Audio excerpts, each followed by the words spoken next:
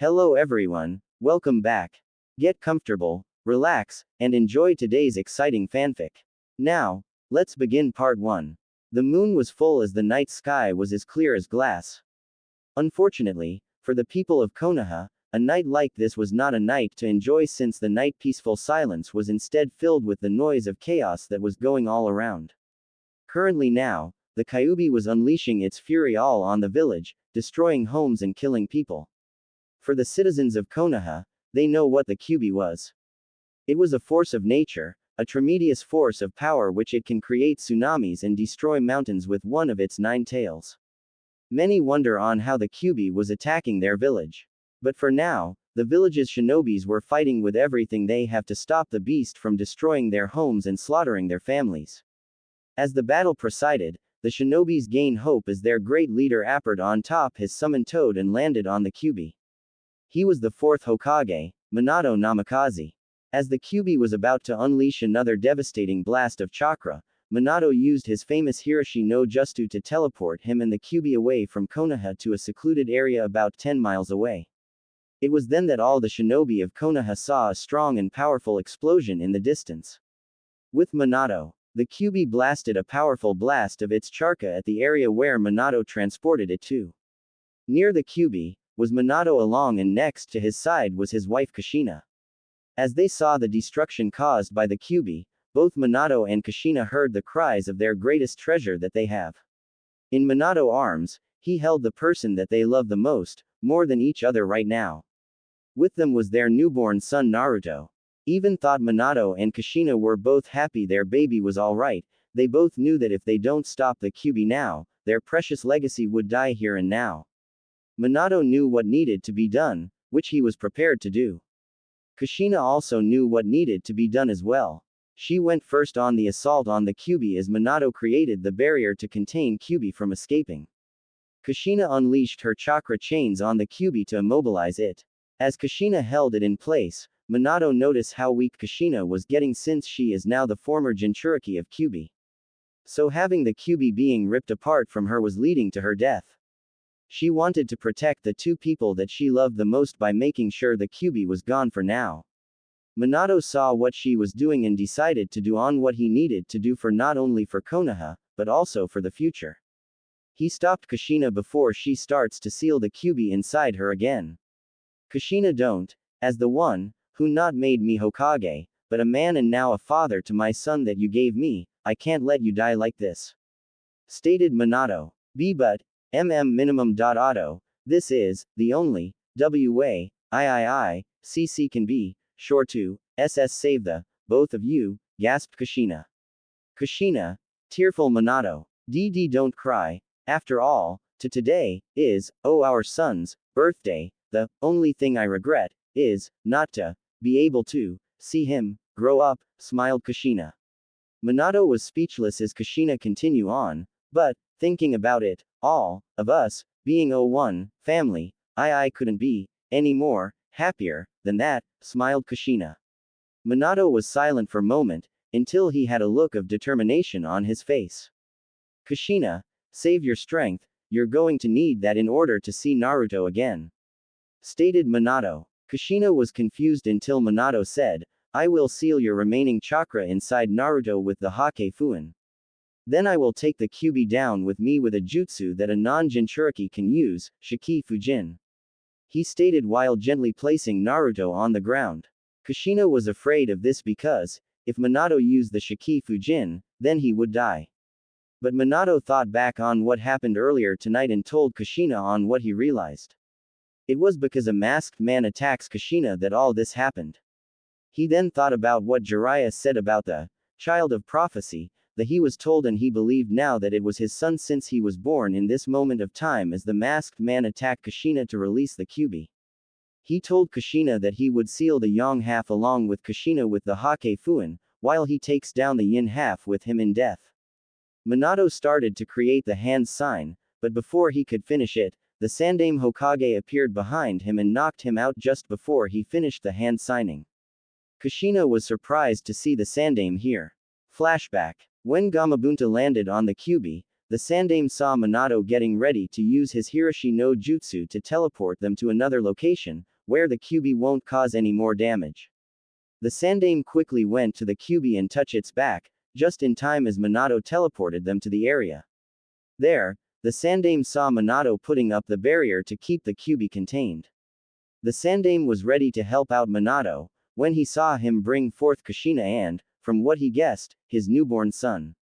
He heard Kushina going to sacrifice herself to save Minato and Naruto, but the Sotobi heard on what Minato said he was going to do, and overheard about the masked person attacking Kushina. Sarutobi heard on what Minato said and couldn't help but agree with the decision. Of course he had other plans since now he knew that Minato needed to live, as well as Kushina so they can truly be with their son. The Sandaime was ready to use a special jutsu that he learned for such equation like this ever came up. Unbeknownst to everyone, the third taught himself a bit of Fuinjutsu in cases of emergency. He decided to use the same jutsu as well on the Kyuubi to spare Minato, as well as use another jutsu that would save Kushina's life since he knew that their child would need them in order to one day be able to fight the masked man. End flashback. The Sandaime appeared and knocked out Minato with a nice chop on the back. Kushina was surprised to see him here. Kushina was about to ask him, but was silenced when the Sandaime said that he would perform the jutsu instead as well as save her life. Sarutobi-sama, why you can't, the village needs you, panted Kushina. No, the village needs Minato more since he is young, while Naruto not only needs his father, but needs his mother just as much. I overheard everything on what Minato said, and I have to agree with this decision, but instead I would be the one to do it, stated the old Hokage. Kushina gasped in surprise, but before she can argue with him, the Sandaime spoke. Kushina, I'm old, I have just lost my wife because of the masked man, the only thing I could do now, as my final act is secure the future for not only your son, but for also the next generation, which you and Minato must help lead by raising your child. He stated as he started to perform the seals.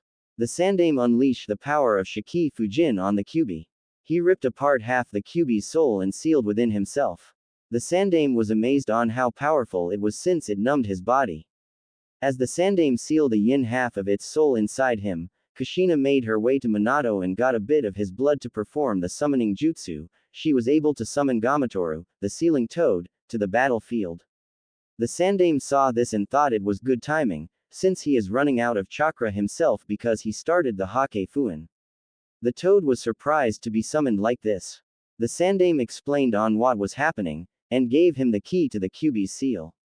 He accepted and went to Jiraiya to hide and explain the situation to him on what just happened. Once it was done, the Sandaime was ready to seal the rest of Kyuubi into Naruto. With that, the Shinigami, who had both the Sandaime and Kyuubi souls, was ready to devour both of them into his stomach, where they would battle for all time. But before that, the Sandaime used the last of his strength to perform one last jutsu, which he used the last bit of strength to heal Kushina's body from the Kyuubi being extracted from her. Kushina would now live, which was good timing since the Sandaime saw Minato starting to wake up. With this, I can leave both Konoha and the future to this family, since I know that they can shape and lead the next generation to a brighter future when the time comes. Thought the old Hokage as he died. Kushina was saddened that the Sandaime died in front of her eyes, but she was also very grateful to him since he not only saved her life, but her family as well as all of Konoha. She saw Minato starting to stir. As she did, she heard her son sleeping peacefully. She couldn't be any happier to know that she and Minato can be with their son, they can be a family from now on. She quickly struggled herself to get to her young son, so she can bathe him in her warmth and keep him from getting cold. Of course, her feelings of happiness for her family didn't last for long since a strange light appeared around her son. Kushina gasped and tried to move quickly to get to him. But before she can reach him, he disappeared in a flash of white light. As Minato began to rise after the Sandaime knocked him out, he heard his wife starting to cry. She was crying for the disappearance of her baby. Minato quickly went to her and asked Kushina on what happened, which she told him that their baby disappeared in a holy white light. As reinforcements arrive, both Kushina and Minato just looked into the night sky and cried in tears, knowing that their family was incomplete. As the shinobi gather and take the Sandaime back to Konoha, Kushina made a silent prayer for her son being safe. Night. It was a calm night, with the world at peace as everyone slept in Wales, England. In a solitary village, a family of 3 was sleeping peacefully until they heard the cries of a baby coming outside. The mother of the 2 young boys came out with her sons staying inside their house, which their mother told them. When she came out of her small house, she walked for a bit, following the cries of what sounded to her was, indeed, a baby. After walking for a few moments in the open grassy plain area behind her house, she spotted a crying baby on the ground. She quickly ran towards the crying infant to see that it was a baby boy, a newborn from what she can tell. She quickly took her blanket that she used to cover herself to keep herself warm, and covered the infant boy from the cold. Once she got him, she quickly calmed him down while taking him to her home. Once inside, the mother sat in a rocking chair with the baby in her arms. After calming him down, the mother couldn't help but wonder why a person would leave a cute baby boy, but then saw the red aura that was starting to surround him for a bit before dissipating. After seeing the red aura, it was then that she started to believe that this child was more than what he appears to be, even if she doesn't know what it was yet. Before she can try and figure it out more on this baby, her 2 sons, who were awakened from the baby's crying, came up to her to see the child. "Hey mom, who's the baby?" asked her oldest son with brown hair. "I don't know, sweetheart, but I do know that he is special," answered the mother. "Really? Why's that?" asked her youngest with red spiky fallen hair, in a 2-year-old gibberish way. "Because he is both your new little brother," cheerfully replied the mother. "Our little brother?" Both boys replied. "Yes, I'm going to adopt him, okay," said the mother. "So, what are we going to ring up our new baby brother?" asked the older brother of the, now, 3 brothers. Thomas Springfield, is that all right, Nagi?" smiled the young mother as she looked at her second youngest son. Nagi smiled as he looked at his new baby brother, unaware on the red aura that was surrounding his new baby brother. Last time, Kyuubi had attacked Konoha. With the sacrifice of the Sandaime Hokage, the Kyuubi was sealed into the Yondaime Hokage's, Minato Namikaze, son and saving his wife, Kushina Uzumaki Namikaze from certain death. But as the thought that they were going to live happily in a family of 3, their newly born baby had disappeared in a bright light. 12 years later. Right now in his office, the Yondaime was working and reading some documents. As he read them, his mind would sometime wander from his work to his family. He looks at the pictures that were on his desk. As he looked at them, he could help but think on what has happened over the years. 3 days after the Kyuubi attack, the Yondaime announced on how the Kyuubi was defeated by the great Sandaime Hokage by sacrificing his life in exchange for saving his life. He decided not to announce that the Kyuubi was sealed inside his son since for all he knew, Naruto might be dead by now. As the funeral for the Sandaime and the Shinobi, who bravely fought the Kyuubi, completely finished, Minato turned to other situations that were around him, like repairing the village. After a few years of working and rebuilding, Konoha was once again back to its original form.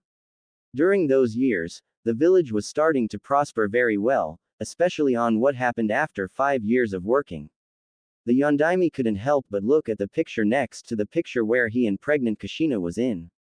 Next to it, was Kushina holding onto a baby in her arms. Except this baby was a little redheaded girl. Even though they decided not to have another child because of Naruto, fate decided to give them another chance for Kushina and him to start a family with Arika, his now 7-year-old daughter.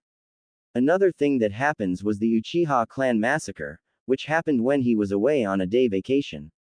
Minato and Kushina decided to take Arika away from Konoha to spend time together at the beach. They decided to stay until the next morning, which he told the council that he would leave his former student Kakashi in charge of all shinobi and village matters until his return. When he came back home, Kakashi immediately informed him about the massacre. Kakashi explained that he saw a lack of security near the Uchiha compound since many has reported that they haven't seen none of the Uchiha clan police officers in the night. When he sent some shinobi to check on the premise, they only found Sasuke alive, while the rest of the clan was murdered. Sasuke explained that it was his older brother Itachi that killed them all. Minato was stunned about this development, since he was away when all of this happened. News about the Uchiha clan massacre all but gone, hit Konoha hard along with their enemies who took it in their own stride. When Minato heard of it, he quickly asked Kakashi and some of his most loyal Anbu to investigate it since somewhere in his mind, he thought that something was off. As Minato thought about what has happened, he couldn't help but think about his long-lost son. Even though he declared Naruto dead, in the back of his mind, he thought that he was alive. This was even more so since Kushina was convinced that Naruto wasn't dead, since she can feel it in her heart. Minato thought that it was maternal instinct about it, but he knew never to question a bond between a mother and her child. He even asked his most trusted people to look for him or to find some clue to help bring him back home, Jiraiya, Tsunade, Kakashi, etc. His thoughts were interrupted when he remembered that in a few days, the Genin graduation exam will commence. As he thought about the exam, he couldn't help but think of his own son. He believed that his son should be in this exam like the others in his age group. As he thought about it, someone else was thinking the same thing. Namikaze Mansion, currently making lunch for a little girl and her husband that was going to arrive for his meal soon, was Kushina. Kushina Uzumaki Namikaze, the wife of Minato Namikaze, the Yondaime Hokage. She usually spends her time between home and working in the hospital as a nurse, to sometime teaching future kunoichi in the academy. As she cooked, she couldn't help but see her playful daughter Arika running around the backyard. Kushina just watched as Arika played with one of the summoning toads that Minato summoned for her. As Kushina watched, she also kept her guard up since one time when Arika was young, and Iwa Asasian was able to sneak inside Konoha and almost killed Arika if Kushina hadn't sensed the person in the last minute. As Kushina looked on, she couldn't help but imagine that the toad was her son, Naruto, playing with Arika instead. She often wishes that Arika would have her older brother to look up to. She remembered all the nights that she would sometimes stay awake until it was the middle of night to early morning, just to look out into the glimmering stars, hoping her son was watching the same thing. She remembered all the prayers that she made before going to sleep since deep in her heart, she can still feel her son was still alive, growing up stronger and stronger within her every day. As she looked on at Arika, she felt like something was going to happen soon, something that would change everything. Sunset. Right now, the sun was starting to set into the horizon to bring in the evening stars. However, the setting sun, which would bring about the beauty of the night stars, was only showing of the battle that was about to come. In an island, there was an army ready and waiting to attack against the enemy of the world. The only thing that wasn't ordinary from any kind of battle on Earth is that this battle isn't on Earth. The battle to end the war is in a magical world, where dragons, people with animal characteristic live, along with mages. This battle was against the organization that is trying to destroy the magical world and its residents. Leading this magical army was a hero to both human and magical creatures in the army. He was known as the most powerful mage, the one with countless spells. He was Nagi Springfield, but better known as the Thousand Master. He was, currently, assisting the last stronghold of the organization, Cosmo Entelequia.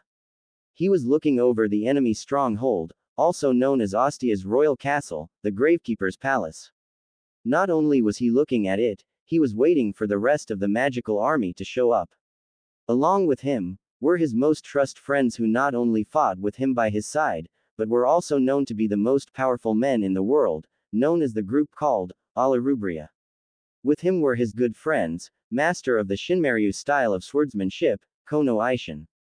Next was Al, a masterful mage of mystery.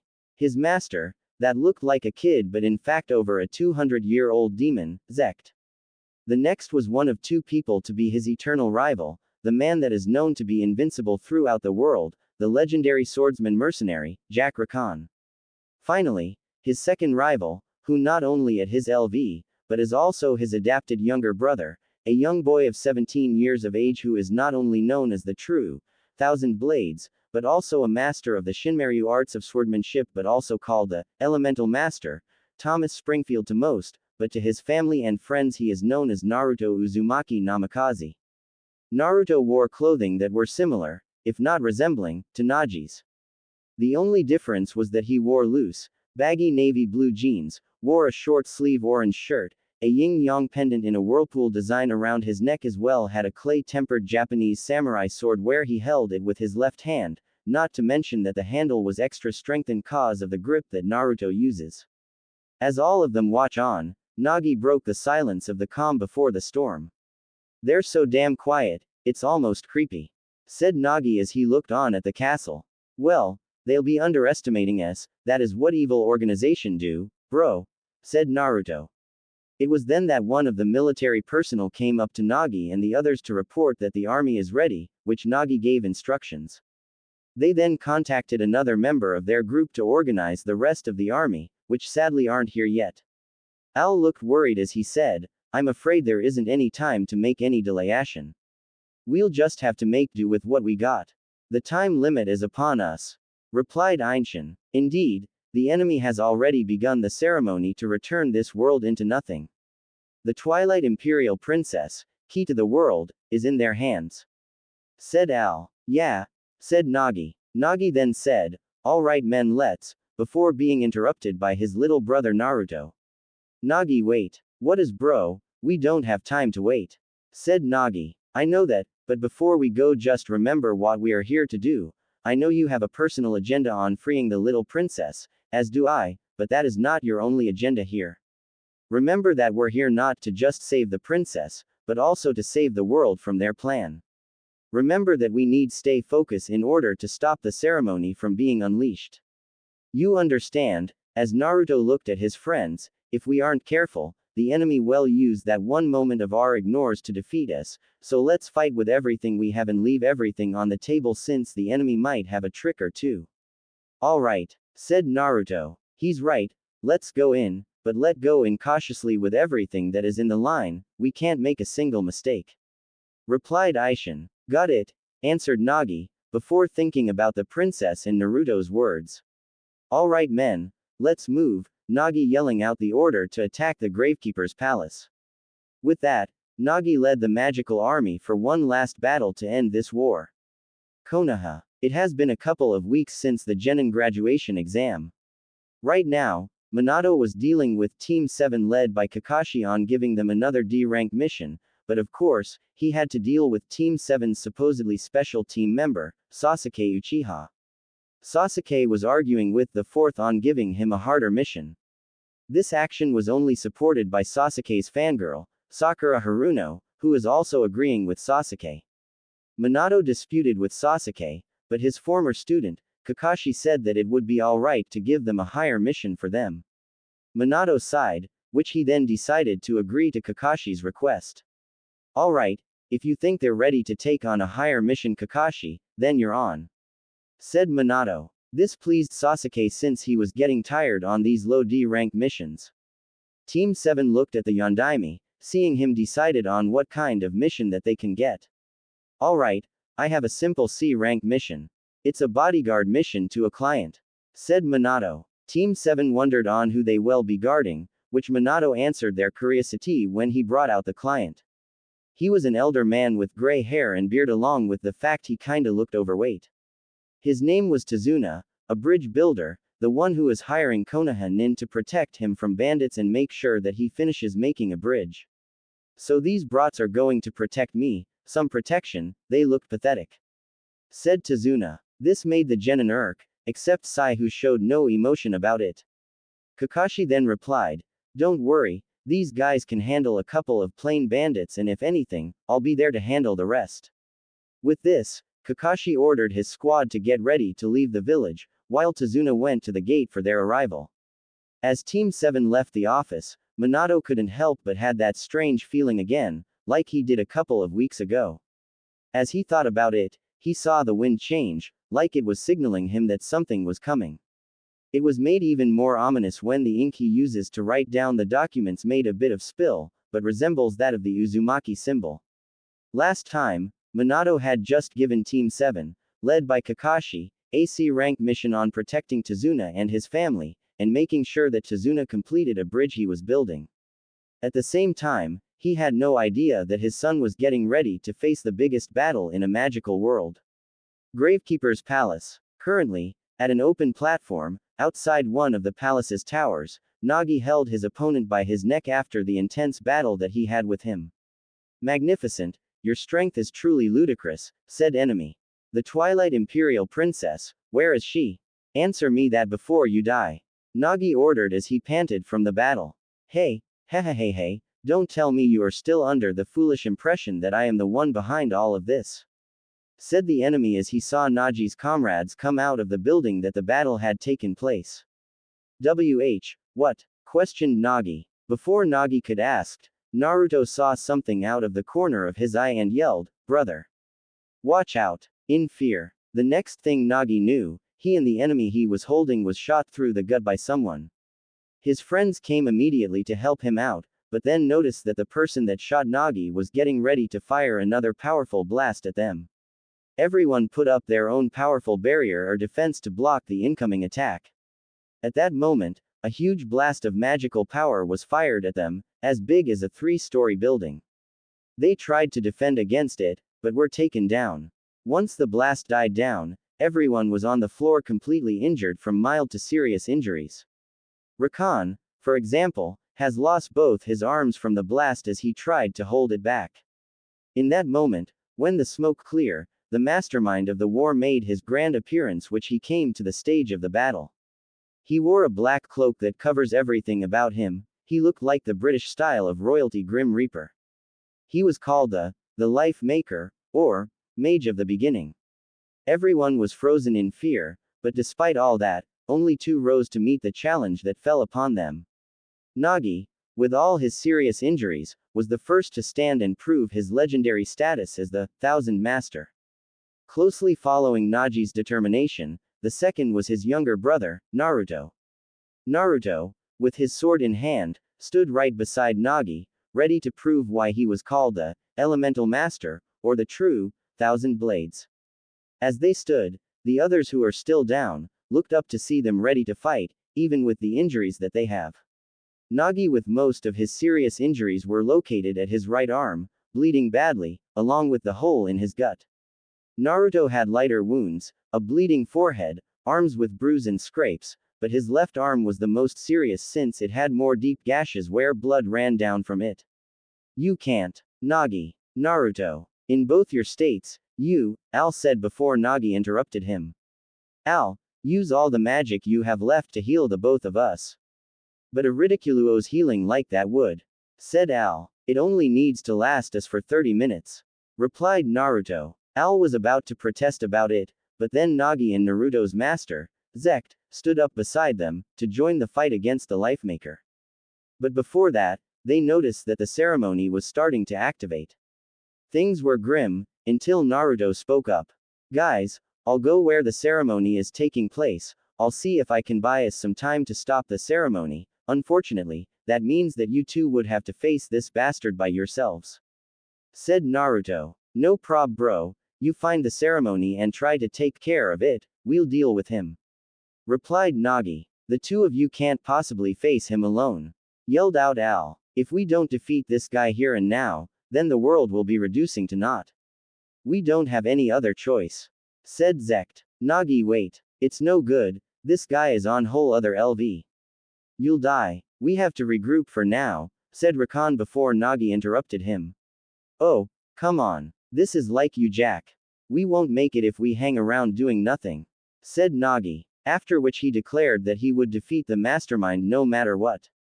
With that, Nagi and Zect went to fight the Life Maker, while Naruto, using the distraction that both Nagi and Zect provided, to go inside the palace to try and stop the ceremony that was already taking place. For 10 minutes, Al and Rakan heard the noise of battle between Nagi and Zect against the Life Maker. At the same time, they were relieved to see that Naruto was slowing down the ceremony on the destruction of the world. With this, they were buying some time in order to stop this. After a few more minutes, everyone was shocked to see that Nagi defeated the Life Maker in a fantastic display of lightning power. After a few moments of waiting, Al got a telepathic communication from Nagi. Hey Nagi, honestly, you never cease to amaze me. Exceeding my expectations every single time, said Al. Now for the princess, no, more importantly, the ceremony. I've defeated their leader, but during the battle, Naruto told me that they already led the ceremony. Naruto is currently using whatever he has left to try and slow it down, especially since his wounds open up again. We don't have much time till Naruto finally gives in and falls. Telepathically said Nagi. What? They've completed. And Naruto is using whatever strength he has left trying to delay its activation, but with his injuries reopening, at this rate, Al said before he was interrupted when he felt a power increase of some kind. Just then, they saw the ceremony's spell starting to unleash in a bright orb of light that was like being in a tornado that was just growing in power. It was this that Al knew that Naruto had finally given into fatigue and stopped his delay tactic. Al was thinking that it was over, but then overheard Princess Arika. It was then that Al and Rakan knew that the main fleet that was being led by both Princess Arika and Princess Theo. They ordered their soldiers to create a barrier to stop the ceremony. All of a sudden, their barrier collapsed, which indicated that there is something else in the ceremony. They all thought it was over until they heard a telepathic message from Naruto. Guys, I just looked at the ceremony seal and inscriptions. Apparently, they are not only using ceremony itself, but also using elemental magic to help increase the ceremony's power to stop any sealing process. In that case, all forces create a barrier again, but this time also uses whatever type of element seal you have to stop it. Ordered Arika. As the magical army tried to stop the ceremony, they found that it wasn't slowing down. They were wondering on what was going on. They knew that they only had a few moments left before the ceremony is unleashed. Guys, you need to use all of the elements at the same time and be in sync in order to accomplish the sealing. Said Naruto. Be in sync, but that's impossible, given in our state. In order to sync the elements together like this, it's impossible to do it now. Said Al. Not if you use me as the catalyst for the seal. Said Naruto. They were shocked on what Naruto just said. All of a sudden, they heard a large blast coming where the ceremony was taking place. It was then that Nagi, Al, Rakan, and Ainshin watched as Naruto flew high up into the sky with no fear in his eyes. Naruto flew higher, above the glowing light. As he was flying, he heard his friends telepathically yelling at him. Wait, Naruto. There has to be another way. Said Al. There isn't time, Al. This is the only chance we have left. Said Naruto. If you try to channel all that power through you, you'll die. Said Rakan. I know. Stated Naruto. Arika. Theo, do it. Use me for the seal now that we still have a chance. Yelled out Naruto. Arika and Theo gripped the guard rails of their ships in frustration since they grew to like him as their friend. Arika. Remember what we came here to do, now do it. Yelled out Naruto in frustration. With that, Arika yelled out, all forces, unleash the seal as well as an elemental seal and focus all on the elemental master, Thomas Springfield. Princess Theo also unleashed the same order. The army unleashed the seal with the addition of the element seal. Naruto was prepared and could sense the seal's magic about to reach him. He closed his eyes, prepared for his greatest act. He then heard Nagi call out to him telepathically. Wait, brother. Don't do this. It's alright, bro. I am making this decision on my own terms. Consider this as saying thank you for taking me in and making me part of your family for when I was taken from my first. Also, tell Arika-san, I'm sorry I couldn't be there at your wedding. Smiled Naruto. At that moment, Nagi watched in pain and sadness as the seal connected with Naruto and he screamed in pain. Brother. Yelled out Nagi. The sealing of the ceremony was completed. Everyone watched as the brave young man, making the ultimate sacrifice for them. In an amazing show of bright and flashing light, the seal was created and held together which stopped the ceremony that could have destroyed the magical world. Once it was over, Al and Rakan saw something fall. In a great speed falling down, the members of All Arubra saw Naruto's sword strike the ground, blade first. Nagi came walking towards his brother's sword, which is the last thing that he had of him.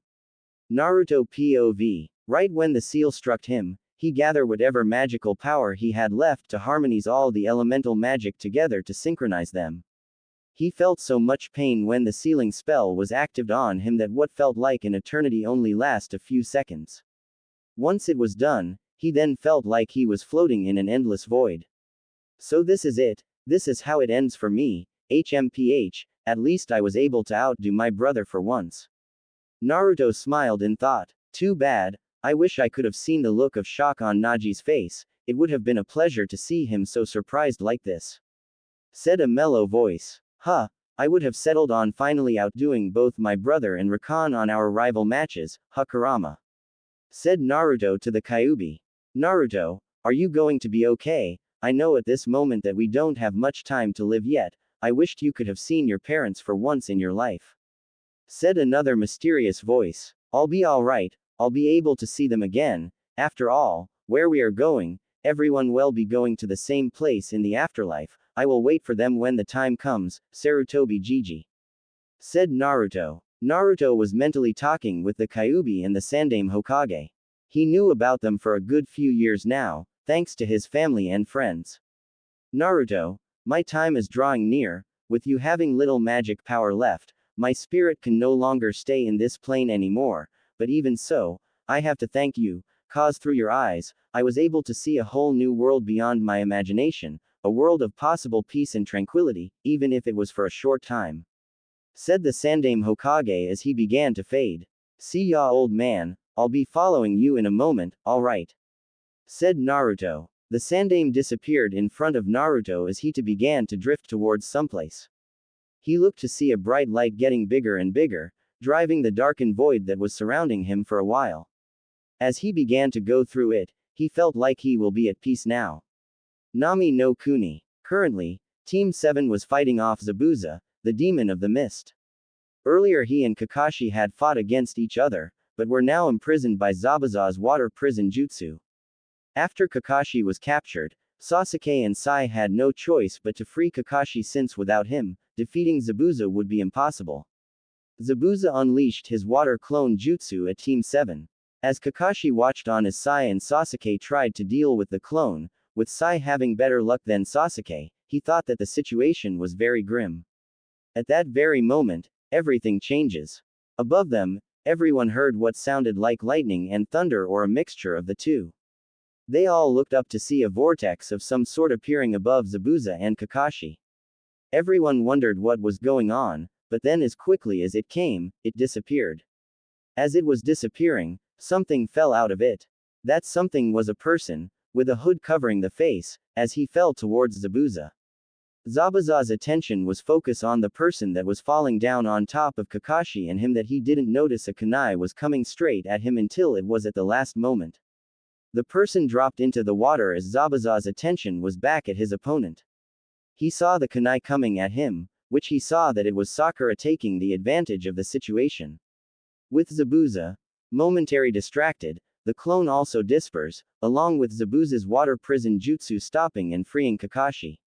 As the commotion of the falling person, Naruto himself was also having some strange thoughts on what's going on. Huh, I thought in death, I should feel no pain and yet I still feel so sore, plus, why am I underwater? Am I going to drown while being completely in pain or something? As he sinks deeper and deeper into the darkness of the bottom of the water he felt a hand grabs his and started to pull him away from the dark depths to the surface of light. It was then that he just fainted from exhaustion. Last time, Nagi and the Ala Rubra had defeated the enemy of the magical world. Unfortunately, the enemy has completed the ceremony that would destroy it. In a last-ditch effort, Naruto made the ultimate sacrifice to save everyone by using himself as a catalyst for a sealing ceremony. After it was complete, he expected to be dead, but now he fell down into the water and lost consciousness in a middle where Kakashi Hatake and Team 7 were busy fighting Zabuza. Tazuna's house. Currently in a bedroom, Kakashi was laying down on a futon on the second floor of Tazuna's house.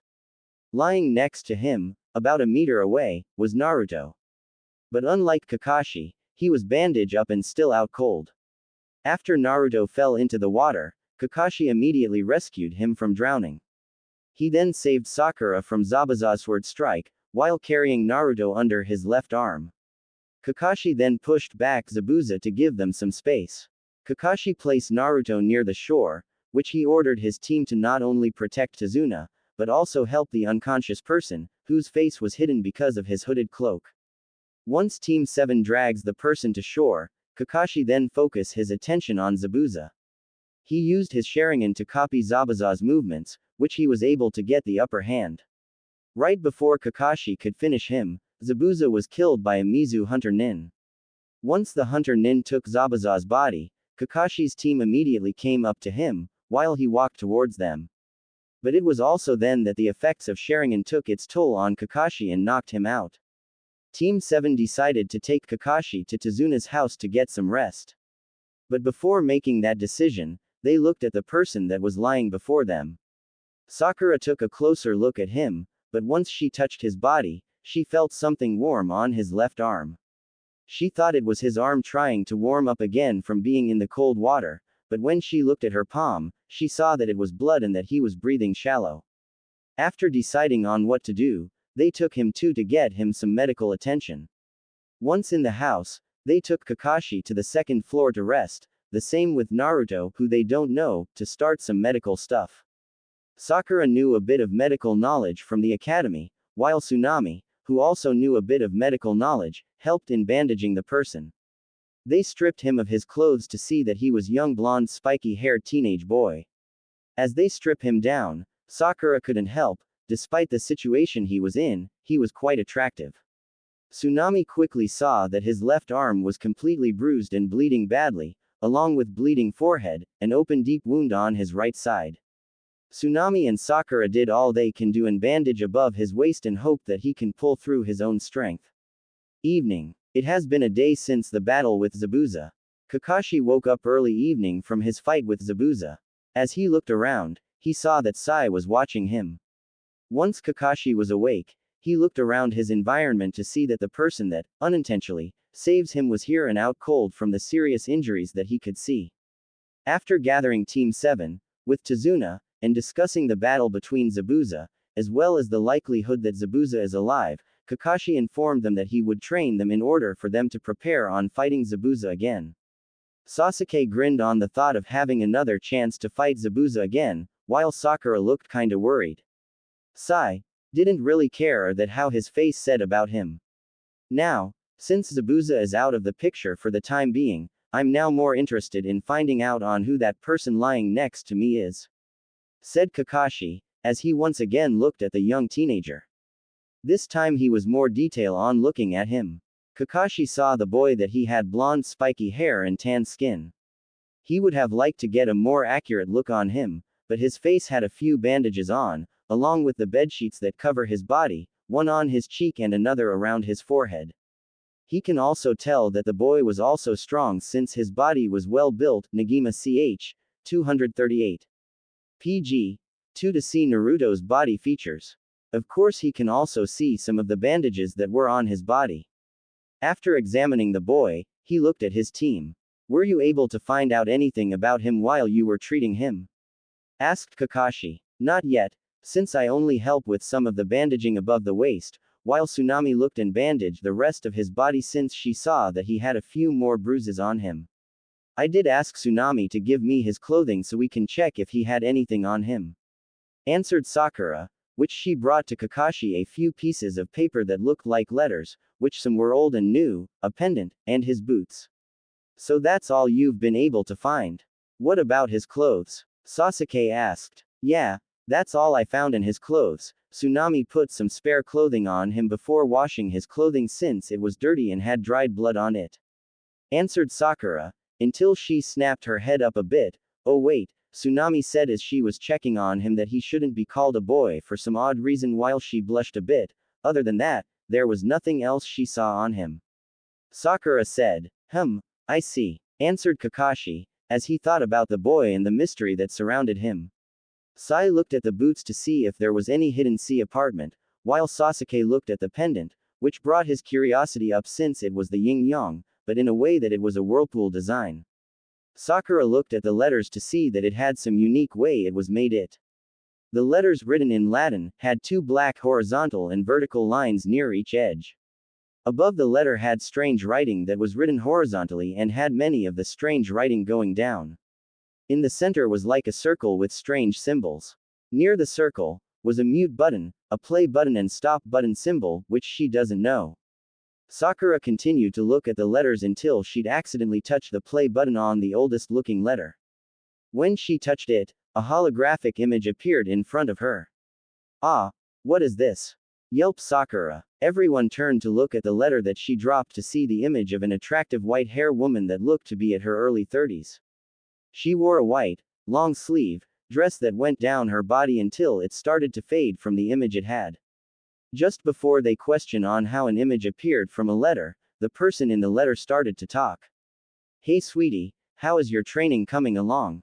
Even though I know you can take care of yourself by now, I can't help but be a bit overprotective of you since you're still so young, but as your mother I can't help it. I recently have gotten a letter from your older brothers as well. They seem to be doing pretty well, despite their being busy from what I gathered, especially with Nagi with what has been happening with him lately. I hope you send me a letter soon. Have fun and stay safe while you train. Bye my little sunshine, said in a sweet heavenly voice, but with a strange accent. It was then that the letter stopped and the image disappeared. As everyone stared at it, they couldn't help but wonder on how it spoke and from such a little thing. How did it do that? There is no way that a letter can have images appeared out of nowhere, but this one has images and it talked too. Asked Sasuke. Sai went to the letter to press the play button again to see that it was playing the same message as before, meaning that it was a recording. Sasuke picked another older looking piece of letter. He presses the same play button on the other letter. Another image appeared. Instead of the same woman, a young handsome pre-teen boy with red spiky hair going down that looked to be as old as Sire Sasuke. When Sakura looked at him, she couldn't help but think that this guy was even more attractive than Sasuke. Hey little bro, I got your letter the other day. I was amazed that you not only went to India but made past the Himalayas into China. But I'm more amazed that you actually found someone to teach you martial arts as well as basic swordsmanship. That's great, but hey, once you've gotten a little older or when you're gotten stronger, come and meet up with me. I'm sure Aishin, here, can help you train more in swordsmanship. With the same British accent. He was then interrupted by an older person that looked like he was 15 or early 20s appeared next to him. He looked straight-laced and serious, with short spiky hair and brown eyes. His face was narrow, but still looks handsome, even with glasses. He wore a black long-sleeve sweater and finally what looked like brown pants. Wait, what do you mean train him? I'm not going to take your 8-year-old little brother as my apprentice just because you say so, Nagi, annoyed Aishin. Don't be such an old bat, I just meant that you just show him some of your fighting style moves and spar with him to get better, that's all. I'm not asking you to train him in everything you know, just things that you are willing to show him.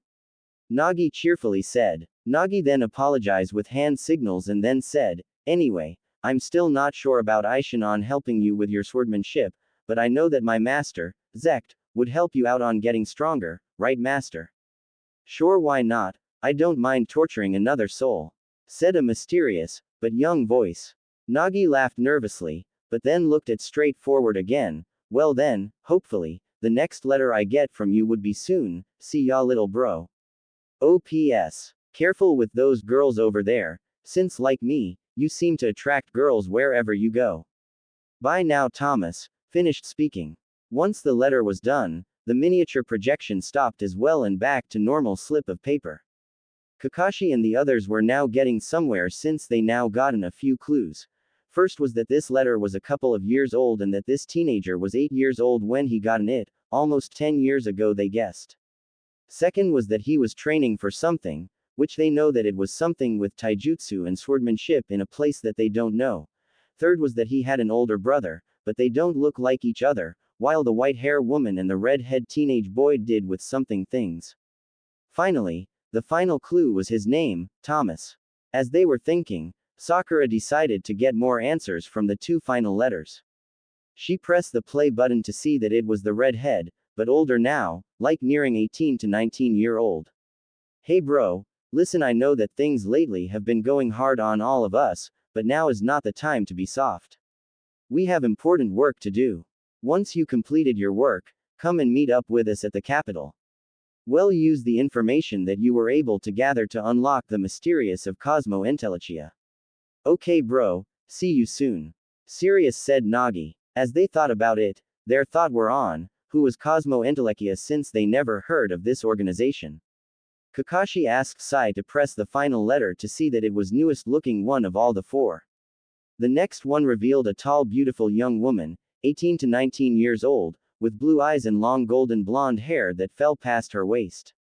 Even though she looked beautiful, she had a very serious face and from what they can tell a strong will. Listen, the next attack from the enemy forces is going to attack in 3 separate divisions. Nagi and your friends will be leading the attack head on, while you are going to sneak around them and take out any surprise attack that they may have. Once you done that, meet up with Ala Rubra to continue the attack.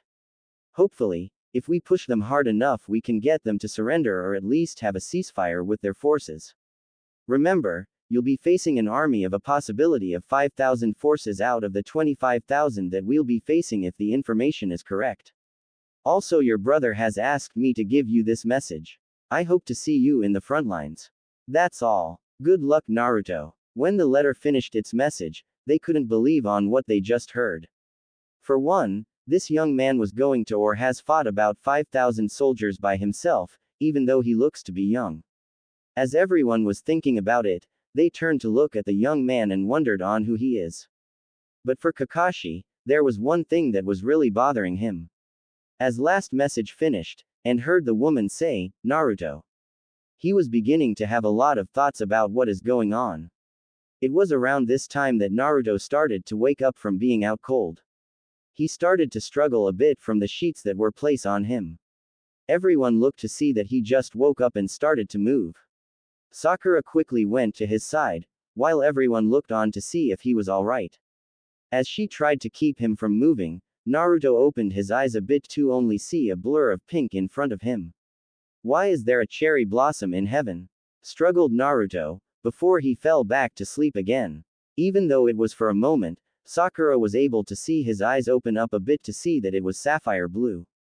Once he went back to sleep, Sakura couldn't help but really look at him, imagining him without bandages. As she looks at him, she can see the scary resemblance between him and the Yondaime Hokage. She decided to speak up about it. Hey guys, this guy, which got everyone's attention, while Sakura continued, his face, if you really look at him, doesn't he look like the Yondaime-sama? With that, Kakashi and the rest of Team 7 look at Naruto to see that, without the bandages, he really does look like the Yondaime, but with some small differences. But for Kakashi, it got him thinking about something else. Last time, Kakashi and Team 7, along with Tazuna, talked about Zabuza being alive, as well as training to fight him off. After explaining on what he plans to do, Kakashi wanted to know on who this boy that he saved is. After looking at his stuff, the letter that had images, told them on who he is, or rather, tell them on which person he is since they gotten 2 names, Thomas and Naruto. Naruto was a name that Kakashi knew all too well, but until he gets the truth from this boy, he can only guess. Morning. It was mid-morning when Naruto started to wake up. Last time he woke up, he thought he saw a cherry blossom. Now, having a lot more rest, he is able to move around again. He bent up to see the room, while still in the bed floor. Once he looked around, he saw that the room was very plain, just for guests to sleep in.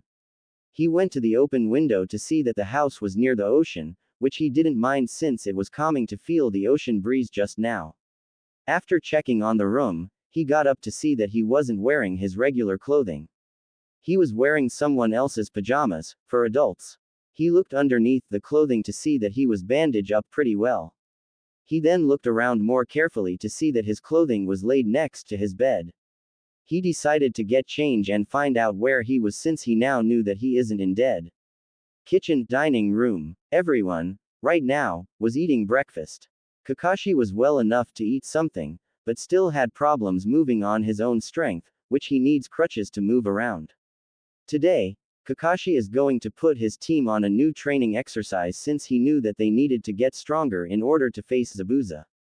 Once they finished eating, Kakashi told his young genin team to get ready for training. Sasuke was more than happy since he wanted to get stronger, you all know the reason.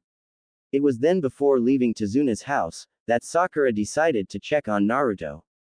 I'm going upstairs first to see if that boy is alright, he may have woken up, again by now. Alright then, once you checked on the boy, we'll go and start on your training since we need to prepare if Zabuza returns again," said Kakashi. Sakura nodded in agreement, which Tsunami said that she will also go to check on him to see if his bandages needed changing. "By the way, Sakura, why are you wearing the boy's pendant around your neck?" Sai asked curiously since he has seen her wearing the pendant around her neck all morning long. "Just because I feel like it and that it would look good on me, plus I want to make sure it stays safe," answered Sakura. It was then from behind her, everyone heard a voice. "Oh really? Wouldn't it be safer around my neck since it is mine?" Everyone turned to see that the young boy was up and about and looking fine. He was wearing his clothes that Tsunami had cleaned and left next to him, except for his hooded mage cloak. Sakura blushed a little, since she was seeing him up close, without the bandage on his face, to him and had to admit again that he was attractive. Everyone was stunned to see that the boy was able to walk, considering the injuries that he had, he should be out and unable to move for a week without medical attention. It was then at this point, that Tsunami got her act back together and quickly made it to him. "Wah, what are you doing? You're seriously injured. You need to lie down and rest or you're going to reopen your wounds again," ordered Tsunami. "It's alright, I'm fine now," answered Naruto. "No, you're not fine, you need to get these clothes off and get back to bed because of the injuries on your arm and deep wound near your waist," complained Tsunami, as she tried to move Naruto back upstairs. But Naruto just held back Tsunami to remove his shirt to reveal his chest. Everyone was shocked to see that the wounds on his left arm were almost completely healed up, and the deep wound was only showing bruise signs. "I heal ridicules ly fast. Wounds like this will be healed up in a day or so for me," said Naruto, while thinking, "That's because of Kurama and my magical power helping me out." He then looked at Sakura and sticked out his hand in front of her. "You mind giving me back my pendant, little girl?" asked Naruto. Sakura complied and removed the pendant from her neck, which Naruto took it back in place around his neck. He then asked on who bandaged him up, which Tsunami and Sakura answered that they did. He thanked them for helping him out, but asks if Tsunami is the one that changed his clothing. Tsunami blushed a little, agreed that she changed him, which he said thank you. He looked around to see the people that were seating in the kitchen. He saw Kakashi, Sasuke, Sai, Tazuna, and Tsunami's son, Inari, which of course, he didn't know. As he looked around the kitchen dining room, his attention was drawn more to Kakashi, more precisely his headband that acted as an eye patch. Naruto looked at Kakashi's headband, which was bugging him about something that Kakashi noticed and decided to speak about it. Why are you looking at me?" Kakashi asked. "Oh sorry, it's not you I'm looking at, it's your headband," answered Naruto. "You're interested in my Konoha headband?" questioned Kakashi. "Konoha?" muttered Naruto. It was then that Naruto gone wide-eye, as he remembered now on why Kakashi's headband was familiar to him. It was the leaf symbol that he remembered on what the Sandaime told one time. Flashback. Right now, a 15-year-old Naruto was awake, on guard duty while his brother and friends were sleeping for the night. He was the first watch on, keeping a lookout as everyone slept. As he looks up to see the stars, the Sandaime Hokage appeared next to him in his ghostly figure. "Beautiful night tonight, huh Naruto?" said Sarutobi. "Yes it is, if it wasn't for the threat of war, I would really enjoy it more," stated Naruto. "Yes, how unfortunate that the magical world is dealing with this problem. I sincerely hope that war doesn't break out since we still need to try to find a way back home," said Sarutobi as he holds a ghostly smoking pipe, not lit. "Yeah, hey Gigi, if I ever do get back home, how the hell will I even know which country or village to go if I don't even know the place?" asked Naruto. "Well, I'll be there to help you since I used to live there and know a lot of the terrain. But I think I should tell you just in case if I chose to finally rest in peace or something else comes along," answered the old Hokage. Sarutobi told Naruto that his parents live in Hai no Kuni, Fire Country, in a village called Konoha. He explained that if Naruto ever runs into a Konoha shinobi, he should ask him for directions if the person was on a mission or follow the person back since following him would lead him home. He described to Naruto on what a Konoha symbol looks like on the ground. "Now, once you finish making a right triangle, erase the side line and add a swirling circle starting from the top and spin it around clockwise into a whirlpool. Stated third Hokage. Like this? Questioned Naruto. Once Naruto completed it, Sarutobi nodded in agreement and said, "Good, just like that." Remembered Naruto, if you ever go back home to our world and see a symbol like this, you well know that he or she is a Konoha shinobi and an ally to you. But be careful, since if you see the symbol with a S-ratch going across the symbol, it means that they are rogue. End flashback. As Naruto went wide-eye, Kakashi looked at him carefully since Naruto looked like he was struck by lightning. Kakashi was very curious now, since Naruto's reaction was interesting to see. Sasuke and Sai also notice it. Naruto went wide-eye for a second or two, which he quickly recovered from it. Naruto shook his head, since now he knew where he was. The sealing ceremony that I became a catalyst to must have been much more intense on me than I thought, since I used what was left of my magic, chakra synchronization, along with the magic of the entire army. It must have pushed my body and power into a special void or something that teleported me here or something. If that's true, then, if I follow these Konoha nin back to Konoha, then I can see my parents. Naruto happily thought. Everyone looked at Naruto as he was silent for a moment, like he was thinking about something, but then saw him smiled. He then started to walk away. Tsunami question on where he is going. "Oh, don't worry, I'll be back, I just need to find out about something," smirked Naruto. Naruto went to the front door, put on his boots that were there, and left. In the kitchen dining room, everyone thought that he was weird since the way he acted. Kakashi decided to awake his team from sudden confusion about the boy by telling them to get ready to start training. Outside, after taking a 10-minute walk, Kakashi found a nice place for his genin team to start the tree walking exercise. Once he was done explaining to them on how it works, he told them to start doing it. For Sasuke, he put too much chakra on the tree and cracks apart underneath his foot, which pushed him away, but before going more than 3 meters high. Sai climbed about the same height as Sasuke. But the one that made it high up to Kakashi's LV was Sakura, who was sitting on the branch. Well, looks like the kunoichi of the group has the better chakra control. Not only does Sakura know a lot about chakra, her control and stamina are quite good. Comparing her to an elite Uchiha that we have here, she makes the name worthless. Casually explained Kakashi. "Shut it, sensei," yelled Sakura, as she thought that Sasuke would hate her now.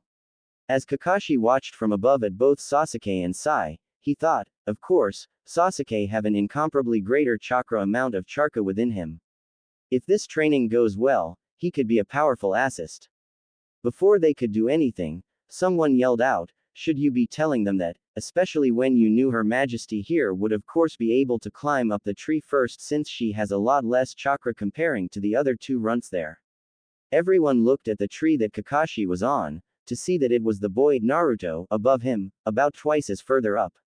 Naruto looked down on the others, which he then yelled, "Of course, you are probably hoping to motivate the emo kid down there into trying harder since you know already that he wouldn't be able to make on the first try since he has a lot more chakra to control instead, right?" He came walking down the tree like a casual person walking on the ground. As soon he came to Kakashi's LV, he looked at Genin to see what their reactions about what he just said. Sakura was amazed that blonde hair boy was able to do the tree climbing technique, but was also surprised to know that Sasuke hold more power than she knows. Sasuke was surprised to know that the blonde hair teenager knew that he couldn't make on the first try since he had more chakra than Sakura, making it a lot harder for him to do the technique. Sai just looks emotionless, since he doesn't really have anything to say about. Kakashi was the one that kinda looked peeved, but saw that Sasuke is even more motivated since he knows now that if he trains hard, he could unleash the tremendous chakra that is dormant within him. "I'm surprised that you are able to do this exercise, huh?" stated Kakashi. "Yeah, well, I had a pretty good, grandfather that was also an excellent teacher." Naruto smiled, as he thought of the old man. "Well, since you're here, there is something that I have been meaning on asking you," asked Kakashi. "Like what, governor?" said Naruto. "What is your name?" questioned Kakashi. "I'll tell you mine, if you tell me yours since it's the polite thing to do when you first meet a stranger," asked Naruto. His name is Kakashi Hatake, answered Sakura. It was at this moment that Naruto knew the person in front of him is. Naruto heard that name before, when the Sandaime explained to him, like him, his father also had students and only one of them survived. That student was Kakashi Hatake. Naruto couldn't help but think his luck is getting better, but of course he saw Kakashi looking at him with somewhat of a glare for saying what he was trying to keep hidden from Sasuke. Alright, now since you know my name, what's yours? Asked Kakashi. Everyone looked at Naruto, who they still didn't know. Naruto answered with a soft smile, my name Thomas Springfield. Sasuke thought it was weird, especially with the weird accent that he spoke. Sakura was intrigued since she never met anyone who looked so close the Yondaime Hokage. Kakashi just plainly looked at him, like he was regular person now. Of course, Naruto continue on before they could even say another word, of course, that is what my adoptive mother named me after she found me. You may not know it, but I believe your sensei does since the night of 9, the old monkey not saved 2 souls but also their greatest treasure. Sasuke, Sakura and Sai were wondering on what he meant, while Kakashi was readying between the lines on what he was saying. Know his name, Knight of 9, old monkey, 2 souls, and their greatest treasure. Thought Kakashi as he read between the lines on what it all means. The more he thought about it, the more he started to realize that the key words in the sentence. It was only then after thinking about it for a few moments that he realized who he is. The clues were there. The way he looks like his sensei, the Yondaime Hokage, the sentence he said. Kakashi thought, is he actually Naruto? Before Kakashi can continue to think, Naruto said, see ya chaps. I'm going to explore this island since I kinda like to know my surroundings. Once he said that, he jumped away and started to explore the island. When Naruto left, Kakashi told his team to continue their training, while he went back to the house since he needs to rest, plus he figured that Naruto will return there after he finished his exploring. Last time, Naruto woke up and caused a bit of stir in the morning about him and healing abilities since he was close to being at death door. After Kakashi got his team starting on their tree climbing exercise, Naruto came by and revealed something to the Genin team. After some cryptic talking, Naruto left while leaving Kakashi to think about. With Naruto, an island about 1 mile away from the island where Tezuna's house is located, there was a large slicing and static noise that can only be heard on the island was made. Inside the forest, Naruto stood in front of the now destroyed, split boulder about half the size of Tezuna's house. He stood in front of it, panting a little, but alright. Judging from how much I used and how hard I'm breathing, I would say I can perform about a 10 of them. That's not too bad, even though I mostly recovered, I can usually perform 18 of them in a row without getting tired. Thought Naruto. True, it is strange, it could be because of this world. Don't forget this world is ruled by Shinobi who uses chakra, while you were raised in the mage world that uses magic that is connected more on spiritual energy which this world doesn't use unless it is from their own spiritual powers to mold chakra. Not to mention that the concentration of magic here is lower than back home, even though there is a lot of life force. So I guess it's going to be harder for you to wield your magical power at your true amount. But of course, you have been already trying to figure out on how to compensate on your power, said a voice inside Naruto's mind. But I can make that up thanks to the Sandaime, who trained me in both standard and advanced chakra control, remember Kurama? Thought Naruto. Yes, I remember how he taught you on how to convert your own spiritual and physical energy to create chakra. What's really impressive is the fact that you can split and synchronize the 2 powers of magic and chakra into your own style to give you an extremely high boost. Said Kurama. Yeah, I'm just glad that we're alright after that little experience we took when we fell into our birthplace. Thought Naruto. Now, as you all are wondering, Kurama is the recently now known name of the Kyuubi no Yoko. I will explain later on how Naruto and Kurama got to be in good terms. Flashback. Naruto made it the small island away from the island that Tezuna's house was located. He first found a nice flat boulder that had a good view of the ocean. After finding the location, he went and sat down in a meditating state. Oi Kurama, are you alright? Answer me. Naruto mentally yelled out in his mindscape. It was silent for a while, but then he heard a bit of a small sound, which started to get louder. Naruto, my head is aching me, what happened? Where are we? Said Kurama. We're back in our world, the world that we were both born in, thought Naruto. Are you sure? Said Kurama. Yes, I spoke with some Konoha shinobi when I woke up after our little life or death situation. I saw the leaf symbol on all of their headbands. Thought Naruto. So I'm guessing then that it's going to be an interesting reunion, said Kurama. Yep, I guess. Naruto thought, feeling a little nervous about meeting his parents. End flashback. After making contact with Kurama, Naruto decided to check on his magical powers. Once he knew where he stands, he decided to check the area around the village in secret. He quickly went back to the island to start checking things out. Tazuna's house. It's already past 5 p.m. when Naruto returned back from his little adventure. He already checked the island inhabitants and saw the poor condition that the villagers have been living in. He already has seen the poor conditions during the war in the magical world. On the way, he bumped into both Sakura and Tazuna. Before he walked towards them, he saw Sakura gave some candy to a little boy, who looked very hungry. He walked up to them and complimented her on it. It was also there that Tazuna explained on how the person who was destroying the people's lives was named Getu. When Naruto saw how these people were starving and suffering, he decided to give them a little help. Naruto went along with Sakura and Tazuna back home to Tazuna's house. Dinner was made by Tsunami, which Tazuna sat in the head of the table, while everyone else sat on the sides. Naruto thanked Tsunami for the meal as well. After dinner, Sakura asked about a picture that was torn, hanging on the wall that had Tazuna, Tsunami and Inari. Naruto heard the sad story about Inari's stepfather. Outside, Naruto stood outside the house, overlooking the night sky.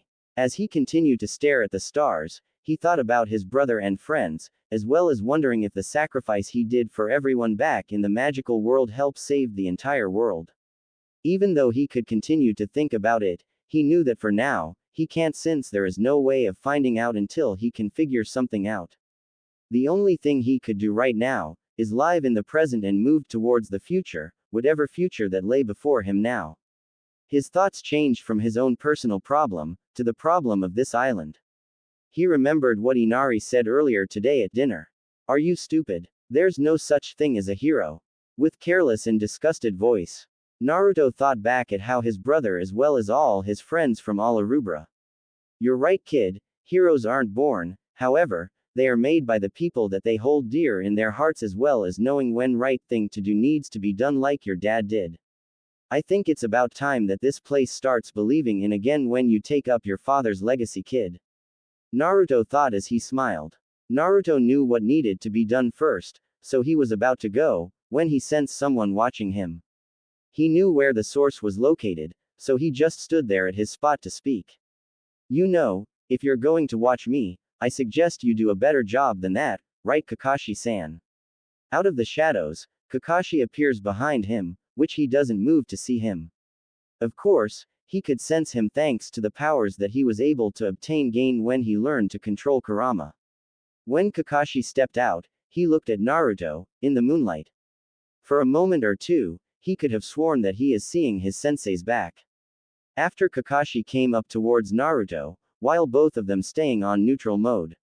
They stood there for a few moments, until Naruto spoke up. What is it? The way you're looking at me right now is kinda creepy. Is there something bothering you right now? Yes, on what you told us earlier today. Even though it was cryptic, you explained it a way that only I would understand. If I'm right, then, are you really? Stated Kakashi, until Naruto cut him off. Yes, I am.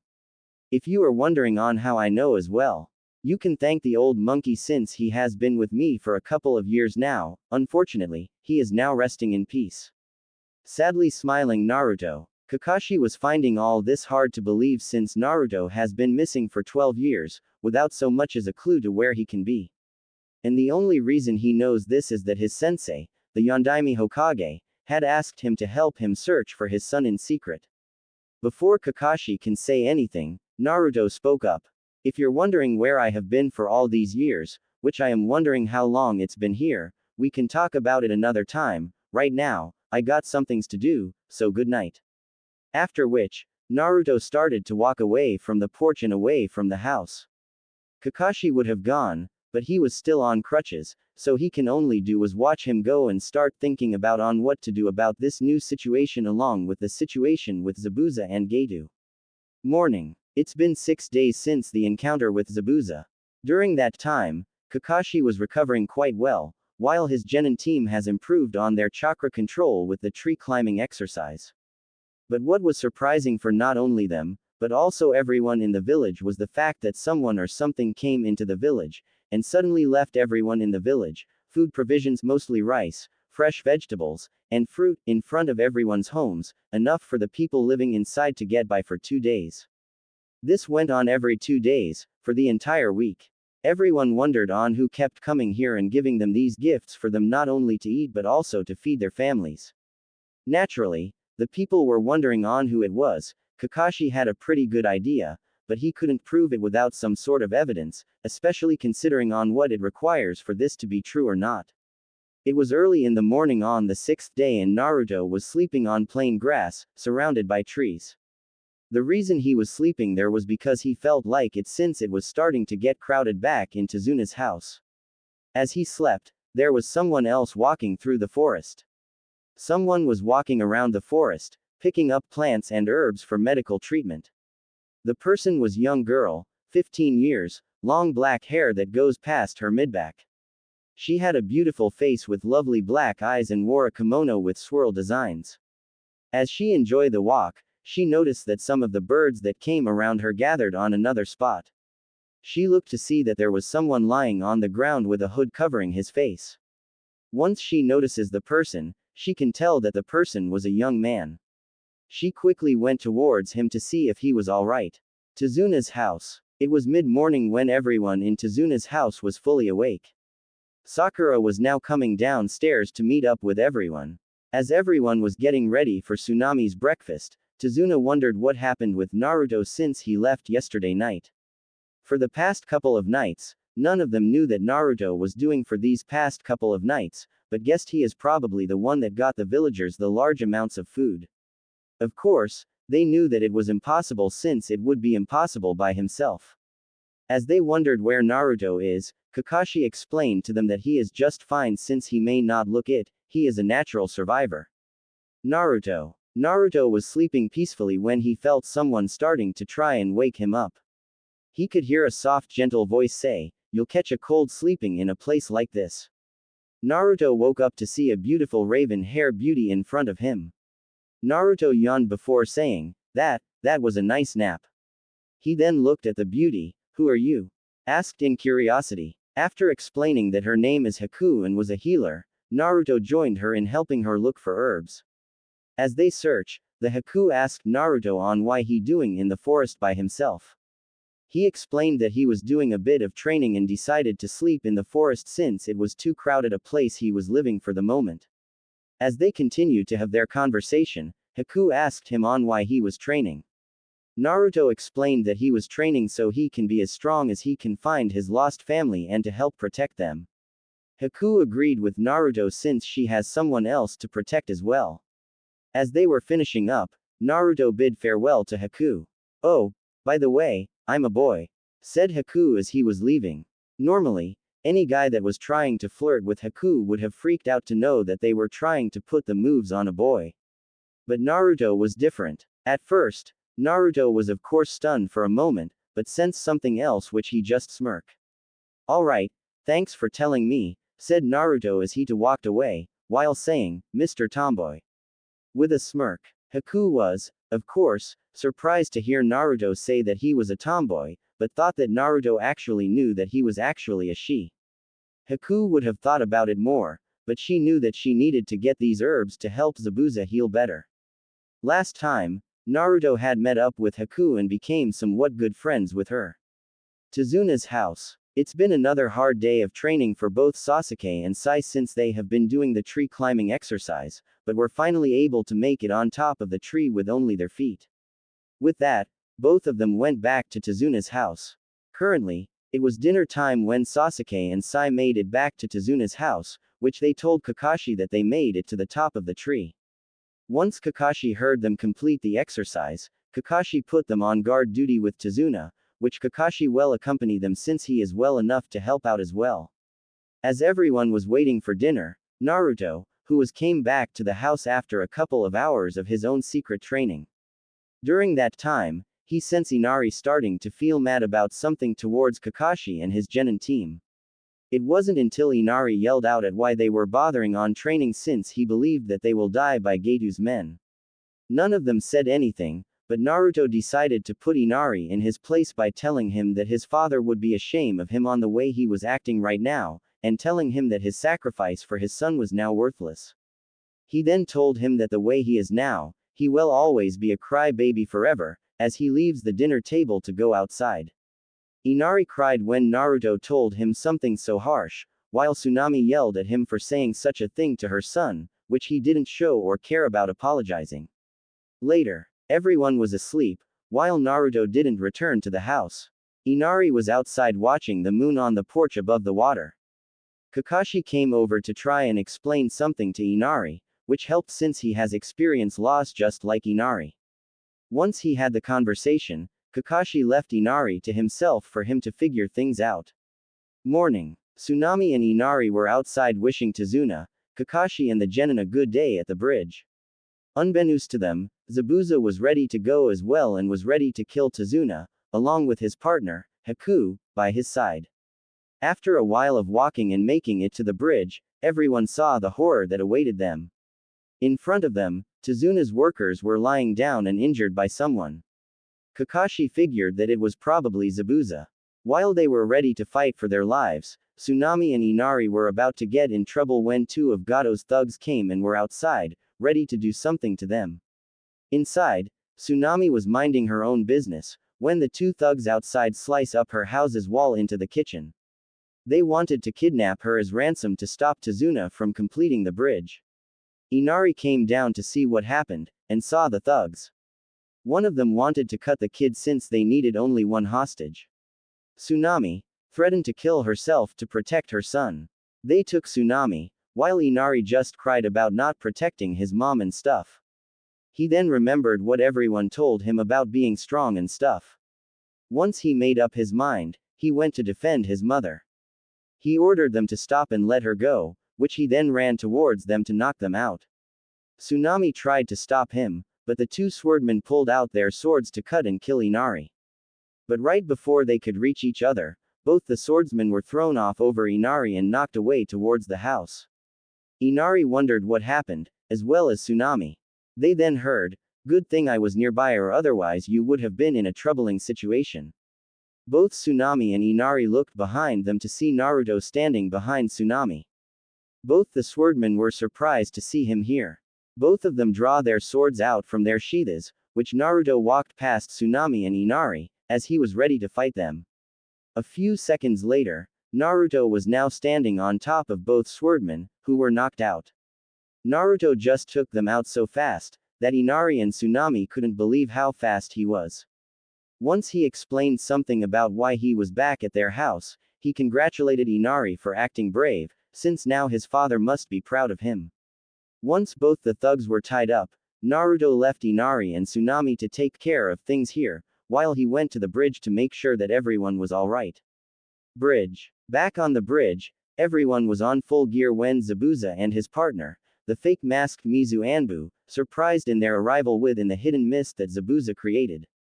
First Zabuza created a few water clones, which Sasuke took care of in an instant. Zabuza was somewhat impressed that Sasuke improved in speed and power. Haku was then ready to face Kakashi and his team. Sasuke said that he will take care of Haku, while Kakashi would face Zabuza. Sasuke and Haku first fought with their shinobi tools, Sasuke with his kunai while Haku fought with Senbon needles. They were dead even and after a while, they were deadlocked with their ninja tools. Not bad, but I don't want to kill you, of course you won't stand down, will you? Said Haku. Don't be foolish, replied Sasuke. Haku then told Sasuke that he won't have a chance against his speed. Haku also explained that she has got two advantages, with the water for the water clones was around them.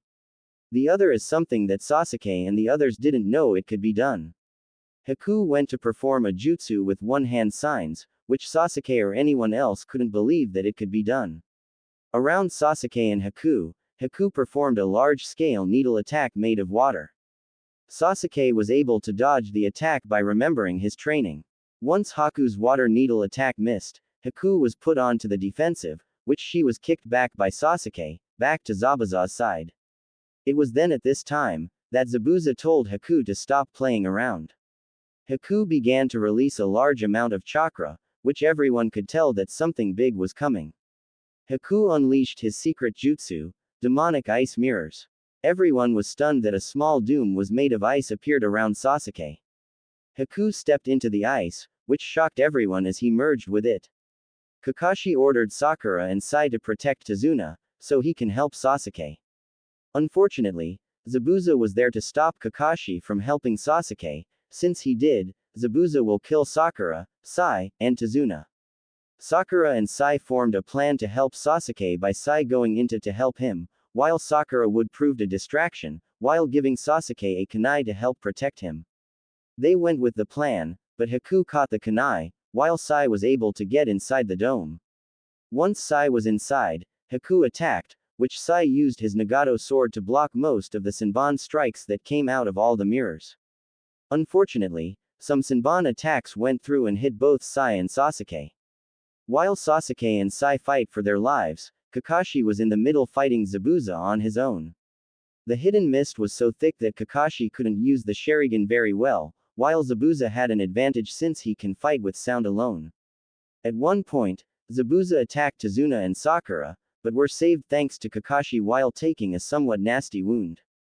During the battle, Sasuke was beginning to awaken the Sharingan, which helped in dodging and attacking Haku. Even though the Sharingan helped Sasuke, Sai wasn't able to keep up with Haku's speed and was brought down. Right now, it was now between Sasuke and Haku. After battling it out, Haku put Sasuke on his knees, which Sasuke couldn't do anything since he was completely injured. The mist was able to blow a bit to let everyone see the finishing blow that Haku was going to give Sasuke. "It's over," muttered Zabuza as he stares at the ice dome.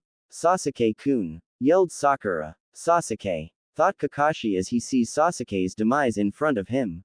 Haku came out of the mirror, with Senbon needles in hand, while Sasuke watched in fear as Haku was about to stab him. It was then that everything changed. Right before Haku can even strike Sasuke, her arm that had the Senbon needles was stopped. This surprised everyone since some of the mist was still blinding, so no one can tell what happened. Haku and Sasuke looked where Haku's arm was caught by someone else's hand. Sasuke thought it was Sai, but then revealed that the person that caught Haku's hand was coming out of Haku's own ice mirror. "I am impossible. What kind of jutsu is this, to catch my arm from coming out of my own ice mirror?" Haku thought. "It's nice to see you again, Mr. Tomboy," said the hooded figure before he strike Haku by blow him away. Haku was sent flying through the other side of the dome and through her own ice mirror, into the guard rail at the end of the side of the bridge. The sudden force that was felt when it blew the mist away to reveal another person wearing a hooded cloak and standing tall inside the ice dome. The hood that covered his face was blown off to reveal that it was Naruto. "Why you?" said Sasuke. "HMPH, now then emo boy, you have debt to me which I intend to collect on, got it?"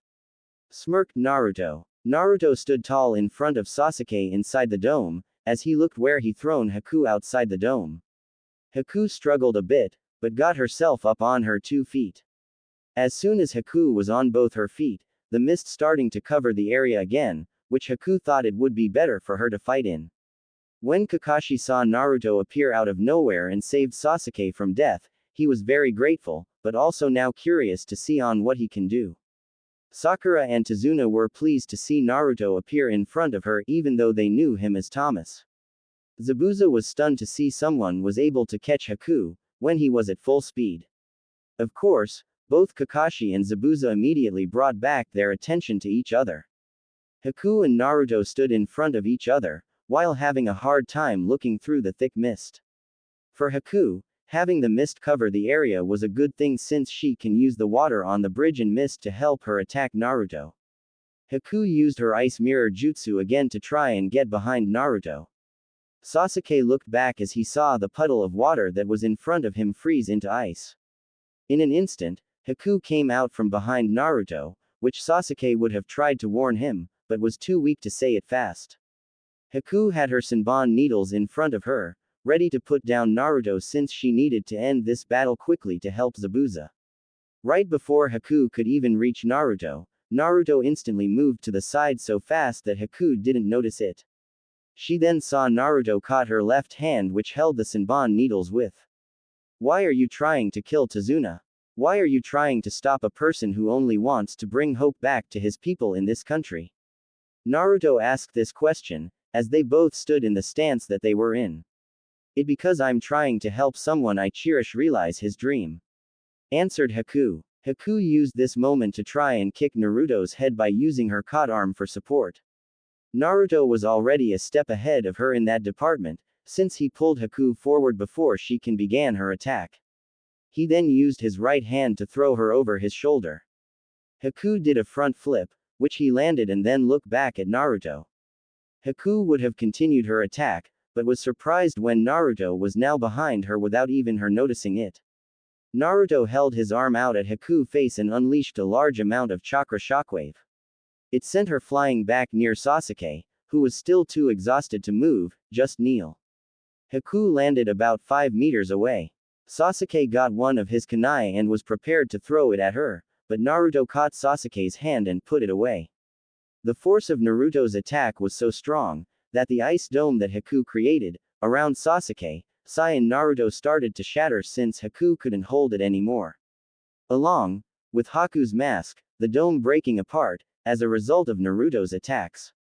Haku stood up with the last of her strength, when Naruto calmly walked towards him. He was about 2 meters away when Naruto stopped advancing, which she wondered why. Naruto, finish me, I lost, so therefore, I'm nothing more than a broken shuriken or kunai. I lost my purpose in life. So please, finish me. Sadly said Haku. Naruto just looked at Haku calmly. He took a couple of moments before speaking up. Haku, why are you doing this? More importantly, why are you helping a man like Zabuza kill someone who is trying to help his people? Asked Naruto. As Naruto was hearing about Haku's sad life story and why he was helping Zabuza, Kakashi and Zabuza were finishing up their fight. What's going on? I can't hear any type of fighting. Is the battle over? Did Naruto lose? I need to finish this fight now to find out.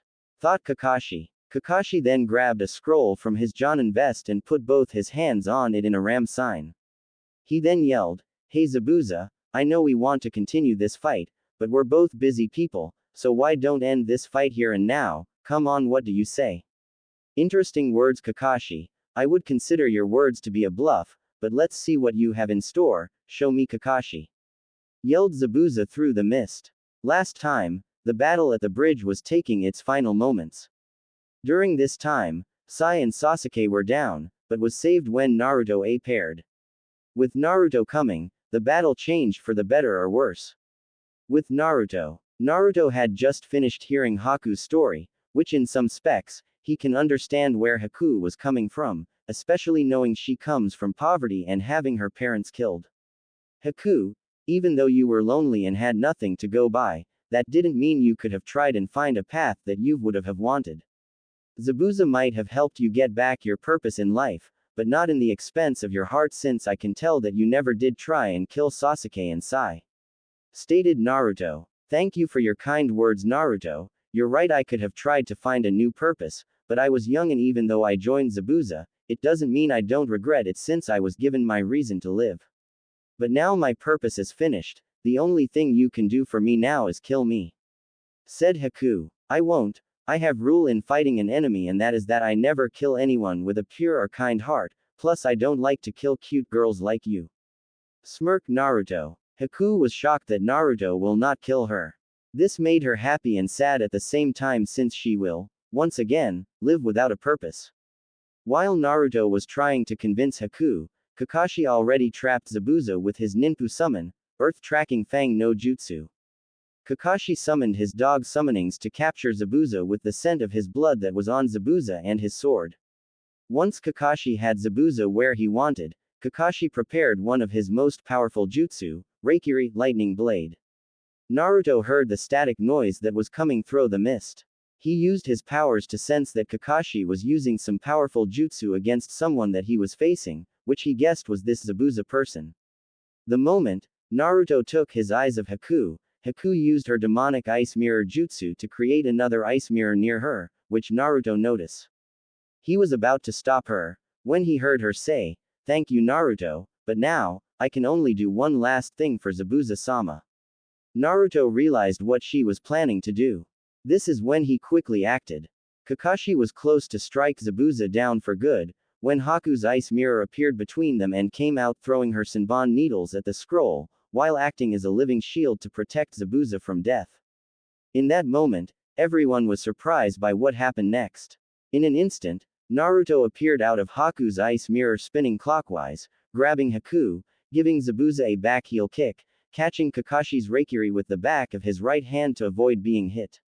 Once Naruto appeared, Kakashi hit the ice mirror instead of Haku, while Zabuza was sent flying a few meters away, while losing his grip to his executioner sword, while Naruto landed kneeling, with Haku in his left arm, near the executioner's sword. The speed that saved Haku and Zabuza was amazing, while Kakashi's attack hit the mirror and then the ground creating a blast that blew the mist away from him. Sakura and Tazuna were finally able to see what was happening within the mist. They saw Kakashi getting up from a cracking crater hole in the bridge, while Zabuza was struggling to get up. Naruto held Haku near him as he looked at both Kakashi and Zabuza. Both of them looked at Naruto, who just came and stopped them in an instant.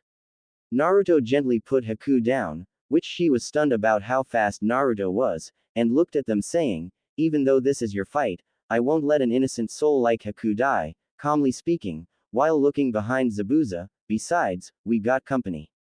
Glaring behind Zabuza, everyone looked to see that hidden in the mist was Getu. Behind Getu were dozens of thugs with weapons around them. "Ooh, you're getting your kicked. How disappointing," Zabuza said Getu. Zabuza questioned on what Getu was doing here, which he answered. Getu was going to betray Zabuza from the beginning, using missing nin to fight other nin, and once they were weakened, he will kill them with numbers of thugs and bandits. "Kakashi, I'm sorry, this fight is over. Now I have no reason to kill Tazuna, we have no reason to fight, we have no quarrel," stated Zabuza. Kakashi agreed since Zabuza was only fighting them for money. Getu looked at everyone and thought of how he is going to enjoy killing everyone here. Getu continue on how he going to kill Tazuna, as well as them, and destroy the bridge to destroy what's left of village's hope. But before he could say anything else, someone yelled out, "Oh, just die already." Everyone looked at Naruto as his right arm was in a thrown position. Getu looked confused, but looked closely in his chest. Getu saw something thin with a sharp end. "I recommend that you don't pull that out since that is the only thing keeping you alive for now. But in about 4 minutes, you're not gonna be around much longer," stated Naruto. Everyone was shocked on what happened. Naruto killed Getu with one of Haku's Senbon needles that was slowly delaying his death. "Yo, you bastard, how dare you do this to me? I'll have your head," yelled Getu. "You're not the first to say that, and you'll not be the last." Naruto muttered the last part of his sentence. Getu ordered his thugs to kill every one of them, since he doesn't have much time left. Sasuke and Sai were luckily behind on their far left where Zabuza and Kakashi had their battle. Naruto was out in front ready to fight them with a look of confidence. All of the thugs were ready to run and take down Naruto, when a single arrow, out of nowhere, landed right in front of the thugs. Everyone wondered where it came from. Naruto just smirked then said, "Well, it's about time he showed up. And oh my, he brought friends." As he looked behind him, there behind Tazuna and Sakura was Inari with the villagers, armed with pans and stuff to defend their home. But as soon as the thugs saw this, they began to get nervous, but one of them reminds them that they had the advantage in weapons and stuff. This got them to dig out whatever courage they had, which the ones with bows got their arrows ready to fire. There was over half of the thugs, carrying arrow launchers and bows, which would count for less than 100 arrows being shot at all the villagers. The thugs were ready to fire, which they were aiming to hit the villagers and everyone else. Kakashi was thinking on what to do since he doesn't have much chakra left. Zabuza was in worse shape, while Haku was exhausted. Sai and Sasuke were out.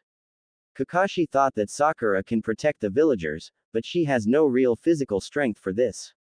He watched as they fired all the arrows towards them. The villagers were in a panic since they were going to die. Everything seems to slow down for everyone. It was then, they all saw a miracle. Just as the arrows were halfway towards them, 100 or so crimson-covered bladed whips came out of nowhere and struck each arrow to block them, which it did. Everyone was stunned when the arrows were stopped like that. Everyone wondered where it came from, but then heard Naruto laughing. Inari. Naruto looked back at Inari. You've started taking up your father's mantle with this first step. Very good, however, you're still not strong enough to take on something like this, and so for today only, I'm going to give you special service. Naruto smirked as he prepared his own counter-attack. The thugs were ready. When Naruto picked up Zabuza's sword and wielded it with only one arm like an expert with a katana, except the size was different.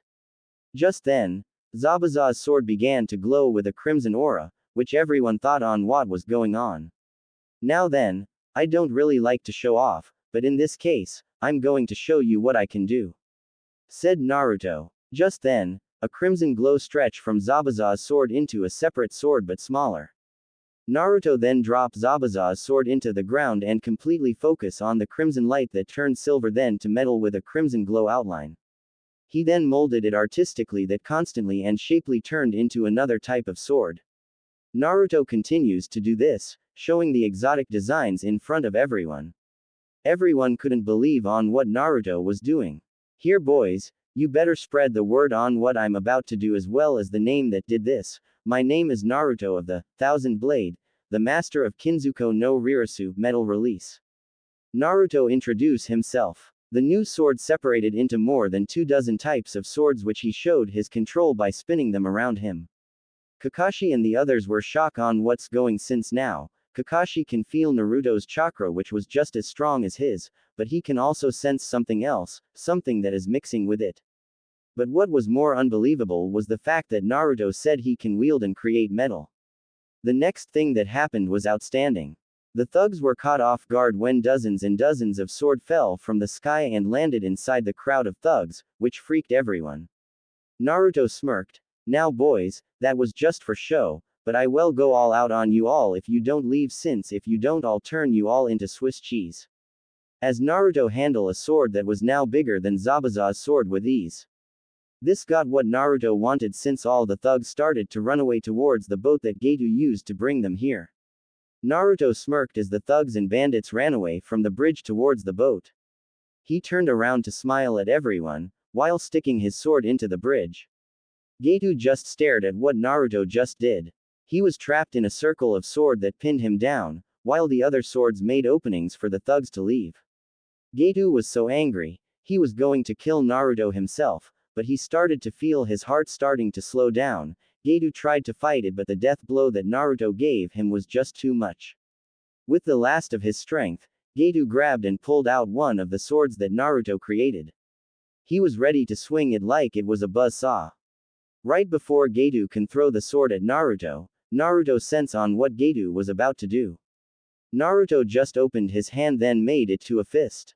Gato was going to throw the sword, when the sword suddenly glows then unleashed dozens of spikes from it that impaled Gato.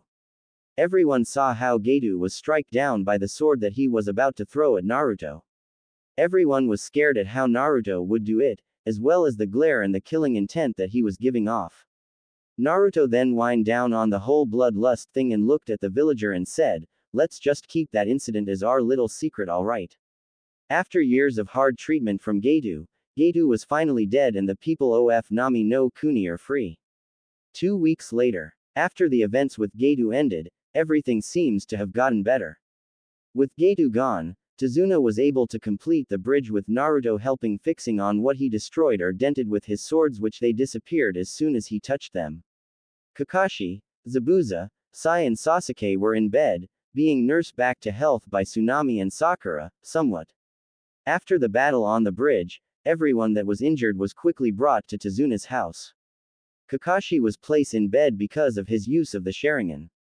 Zabuza was laid next to him since he not only got deep dog bites, but also his right arm was heavily injured because Kakashi stabbed him with 2 kunais.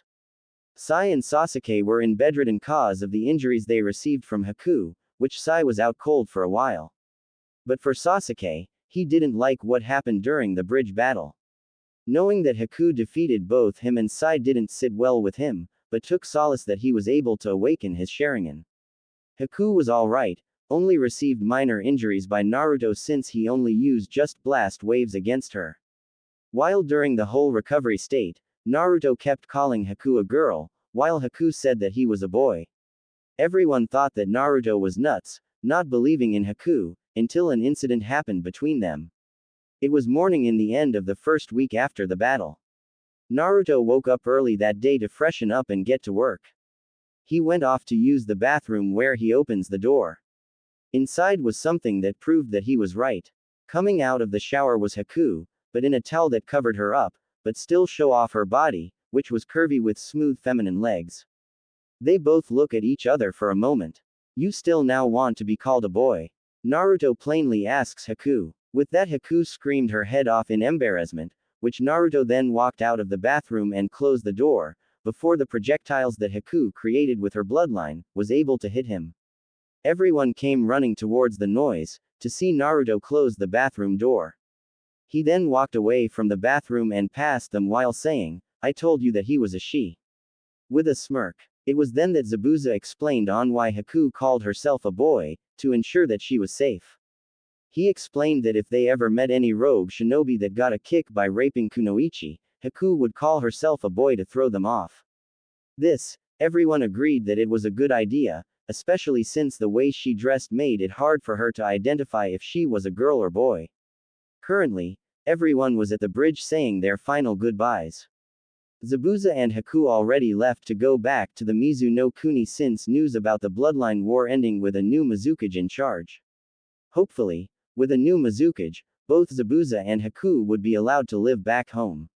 For Naruto, he was going to travel with Kakashi and his Genin team, Team 7, back to Konoha. With some heartwarming goodbyes, they all left, while Tazuna and his family thought about how thankfully they are for their help. So what are we going to name the bridge?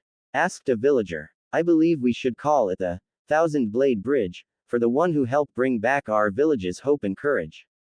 Tazuna said, since he remembered on what Naruto called himself back with the thugs. Plus with a bridge that was named after a person calling himself the Thousand Blades, would mean that he was incredibly strong. Last time, the battle of the bridge has ended with Gedo death and Naruto's unbelievable victory with his blades. With that, Naruto went to join Kakashi and Team 7 back to Konoha, where Naruto could finally meet up with his family. Konoha. It's been a few weeks since Minato let Kakashi and his Genin team leave Konoha on their first C-rank mission. He did get a progress report from Kakashi once in a while during the time, but it wasn't anything serious. Just as Minato was about to call it a day and go and pick up his daughter from the academy, Minato heard his door knock. He allowed the person to come in to see his assistants open the door to Kakashi's summoning dog, Pakun. Hey Pakun, how are you? Is this another report from Kakashi? Greeted Minato. I'm doing great and yeah, this is in fact the final report to you since Kakashi said mission complete. This is the final progress report before Kakashi comes back to Konoha with his squad. Answered Pakun. Minato nodded, in which he got the scroll from Pakun, which Pakun poofed away. He opened the scroll to start reading its context. He read that Zabuza and Haku were now going back to Kiri, after hearing that the Bloodline war was over and the Yondaime Mizukage was dead. He also read that Gedo was killed during the bridge battle, as well as Sasuke awakening his Sharingan. When Minato read this, he was surprised on what had happened. But the last part of the scroll is what got him to go wide-eyed in disbelief when he read that the bridge battle's victory was from a boy that created metal swords. Sensei, during all this, I have tried to talk to the young boy.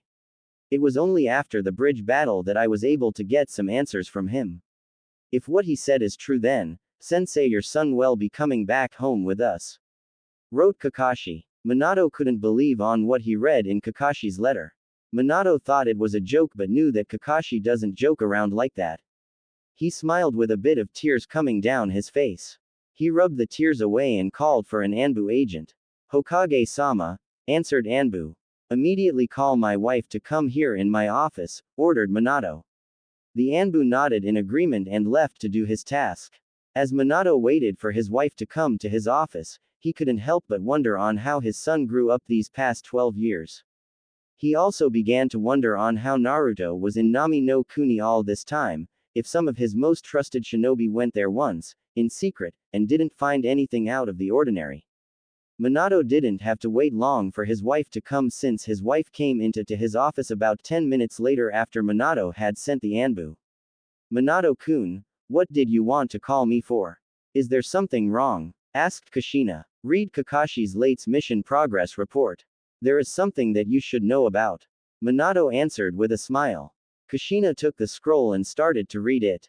Once Kushina finished reading the scroll, she dropped the scroll out of shock, which she began to break out in tears. He's back, Naruto, he is finally coming back home. Kushina cried happily. Yeah, I think it's time to tell Arika about him since when he comes home, it might scare her a bit since she is going to see her big brother for the first time. Said Minato. Kushina nodded and decided to go with Minato to the Ninja Academy to pick up Arika so to explain to her about her long-lost brother that she will soon meet. As they were leaving the Hokage Tower, both wonder on how Naruto grew up as well as wondering where he has been all this time. A few days later, currently, Naruto was walking with Kakashi and his Genin team, Team 7, through the forest. It would be noon when they arrive in Konoha. As they walked, Sasuke, Sai and Sakura watched Naruto as he walked side by side with Kakashi. They wondered on why Kakashi was so relaxed walking with him since they don't know who Naruto really is. As the Genin tried to figure out Kakashi's relaxed posture, Kakashi, himself, was thinking about the conversation he had with Naruto a week after the battle in the Thousand Blade Bridge. Flashback. It was dark, while the moon was only half full to illuminate the night sky as the stars continued to twinkle brightly. Naruto was outside Tezuna's house, just overlooking the calm peaceful ocean water again as he enjoyed the calming effects. As Naruto continued to enjoy the view, he knew that someone was watching him. You might as well as come out since I can sense you there for a while now. Naruto called Ou in the night. Hiding behind the trees was Kakashi. He came out hiding from the shadows into plain view. He walked towards Naruto as he cautiously remembered on what Naruto did during the bridge battle. As he got closer, he saw that Naruto didn't move one bit as he still had his back turned against him. Once Kakashi was about 2 meters away from him, he stopped since all he wanted to do was talk to Naruto about what Naruto said to him earlier in that weird phrase. You're wondering on how I was able to wield or create metal swords during the bridge battle, but I believe that is second from what you really want to ask me. You want to know who I am, right? Asked Naruto. Kakashi was stunned to know that Naruto knew what was he thinking, but before he can ask on how, Naruto spoke. If you're wondering on how I know, your emotions were telling me. The power that the old man sealed within me, I was able to master it. He also told me all about Konoha, as well as you being my father's only surviving student. Naruto said as he turned to face Kakashi with a smile. Kakashi was stunned, but then calmed down, now knowing that this young boy was Naruto. He was amazed that Naruto knew about him, but was surprised to know that the third was alive that told him. So how did the Sandaime live after he sealed the Kyuubi within you? As well as wondering if he was doing alright living inside you for all this time. Asked Kakashi. That a secret for another time. But for the answer on your second question, once he was unsealed from inside me, he had a pretty good time enjoying the new things he is able to see and hear. Of course, he also made me wonder on what the requirements on being Hokage were. Naruto smiled as he remembered all the fun that the Sandaime had, as well as making him wonder if being Hokage, or any other Kage in the elemental nations are required to be perverts. After that, Kakashi wanted to know where he was, but also on how he was able to do that thing with the swords since that was the first time in his life that someone created multiple swords out of thin air, and not summoned them from a summoning scroll or jutsu. As far from what the Sandaime and I hypothesis, I lived in another world or dimension that is or parallelly exists, but was similar but different in many ways. It's hard to know for sure since there isn't anything documented to prove these theories. And, as for the jutsu that I performed earlier, that's my secret. End flashback. As Kakashi continued to wonder on how Naruto was able to do that sword-creating jutsu as well as what kind of world he uses to live, while Naruto was thinking about something else. After telling Kakashi about who he is as well as telling him about where he lived, he asked if his parents were alright. Kakashi explained that after the battle, they worked hard on restoring the village back to what it was before the Kyuubi attacked. While restoring the village, the Yondaime asked his most trusted friends and Shinobi to look for any sign of him, while keeping it a secret from the rest of the world since it was better to keep him safe from harm. Naruto also found out that he has a younger, 7-year-old, sister, which he thought it was funny that her name is Arika. As he thought about the idea of having a younger sister, he couldn't help but think of his older, future sister-in-law, Princess Arika of Ostia that he thought for sure that Nagi would end up marrying with. He also began to think that he hoped that his younger sister doesn't take after his older sister since Princess Arika sometimes scared him because of her stone-cold behavior. For most of the journey home, Naruto and Kakashi just had a lot of their mind about what is going to happen since Naruto coming back to the village isn't just going to affect his family, but also all of Konoha as well since with Naruto's return, the true heir to both the Namikaze and Uzumaki clans, not to mention the Jinchuriki no Kyuubi, has returned. Kakashi thought about what the civilians in council will react cause, he knows from what the Yondaime told him, that the council wants to restore the Uchiha clan, because of the Sharingan, by arranging a marriage between either Hinata or Arika or both since they both come from powerful shinobi clans, which to help breed strong Sharingan users. They also wanted to use Sasuke to get access to the Namikaze Uzumaki fortune which many of the civilian council would want to get someday for themselves. Of course, this is a battle that both fathers of the families are arguing against for their own reasons. With Naruto's return, Kakashi knew that the council plans for Arika would go up in flames since with Naruto being the true heir, he would later have control of the Namikaze Uzumaki clans, fortune and jutsus. For Naruto, he also thought about the council as well since Sarutobi also told him about the council, mostly on the civilian side and the shinobi elders. From what the Sandaime told him during his time as Hokage and his father's time, they were nothing more than annoying pests that need to be on leashes. His thoughts then turned from the council to his family since he doesn't know how they would react to him growing up the way he did. Well, they find his British accent, manners and habits strange. How his parents react from seeing him almost all grown up. How will his little sister react when she finally knows and sees him? There are so many questions that are going through his head since he wondered about it. It was after asking these questions to himself, that he decided to follow his brother, Nagi, and friend rival Rakan way of doing things. He would just forget about it for now and when the time comes, he would know what to do. After a few more hours of walking, Naruto and the crew finally made it to Konoha. Naruto couldn't help but look at the main gate.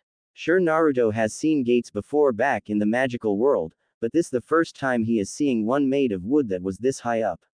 He then focus on the village itself, which had the same look of housing that Japan had when he visited Kyoto to train. He personally thought it was nice, especially from what the Sandaime has told him about when he was within him. As Naruto looked at the village from the main gate, Kakashi was talking to the Chunin guarding the gate to explain that his team is back as well as explaining on who the stranger is. Of course, when Naruto entered the village he had his hood up his head to cover his face. The Chunin were worried about him being a spy considering on what he was wearing, but Kakashi convinced them that Naruto, is alright and not a threat. Once the issue with the gate was cleared, everyone went inside the village. Naruto followed Kakashi as they all walked into the village. As they were walking, Naruto could see the many people walking by grocery, talking and such. He felt like he was now back in the past since the way people are dressed with the old clothing, not to mention the housing and stuff. He then looked up to see the Hokage MT. He remembered on what the third had told him on how all the Hokages, during his time, had their heads carved into the mountain of the village, which all the villagers could see. From what the third explained on how it go, he saw the third face and kinda chuckled at seeing the third looking as young as he was. He then looked next the third to see his father's, Minato, the fourth Hokage. As Naruto looked around, Kakashi told his genin team that they were dismissed for now, which he will contact them later. Once Team 7 disperses, Kakashi faced Naruto.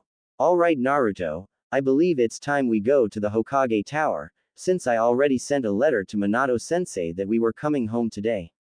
So I'm pretty sure that both your mother and father are there waiting for you. Naruto nodded in agreement, but stopped to think about something. He then said, wait. How about you go ahead first? I want to do something before I meet them. Do something? Questioned Kakashi, while raising his one visible eye. Don't worry, I just want to make a cake. It would be rather rude not to bring something to my family since I am a British gentleman. Stated Naruto. Kakashi nodded to Naruto's request, even though he knew that Kushina would probably strangle him on why Naruto isn't with him when he came to the office, as well as getting him to tell him where he is right now. Of course, that wasn't the only reason why Kakashi let Naruto go. Kakashi wanted some time with Minato and Kushina and explain to them about something since he hasn't written to them about how much Naruto changed. Once it was decided, they both separated to do what they were going to do.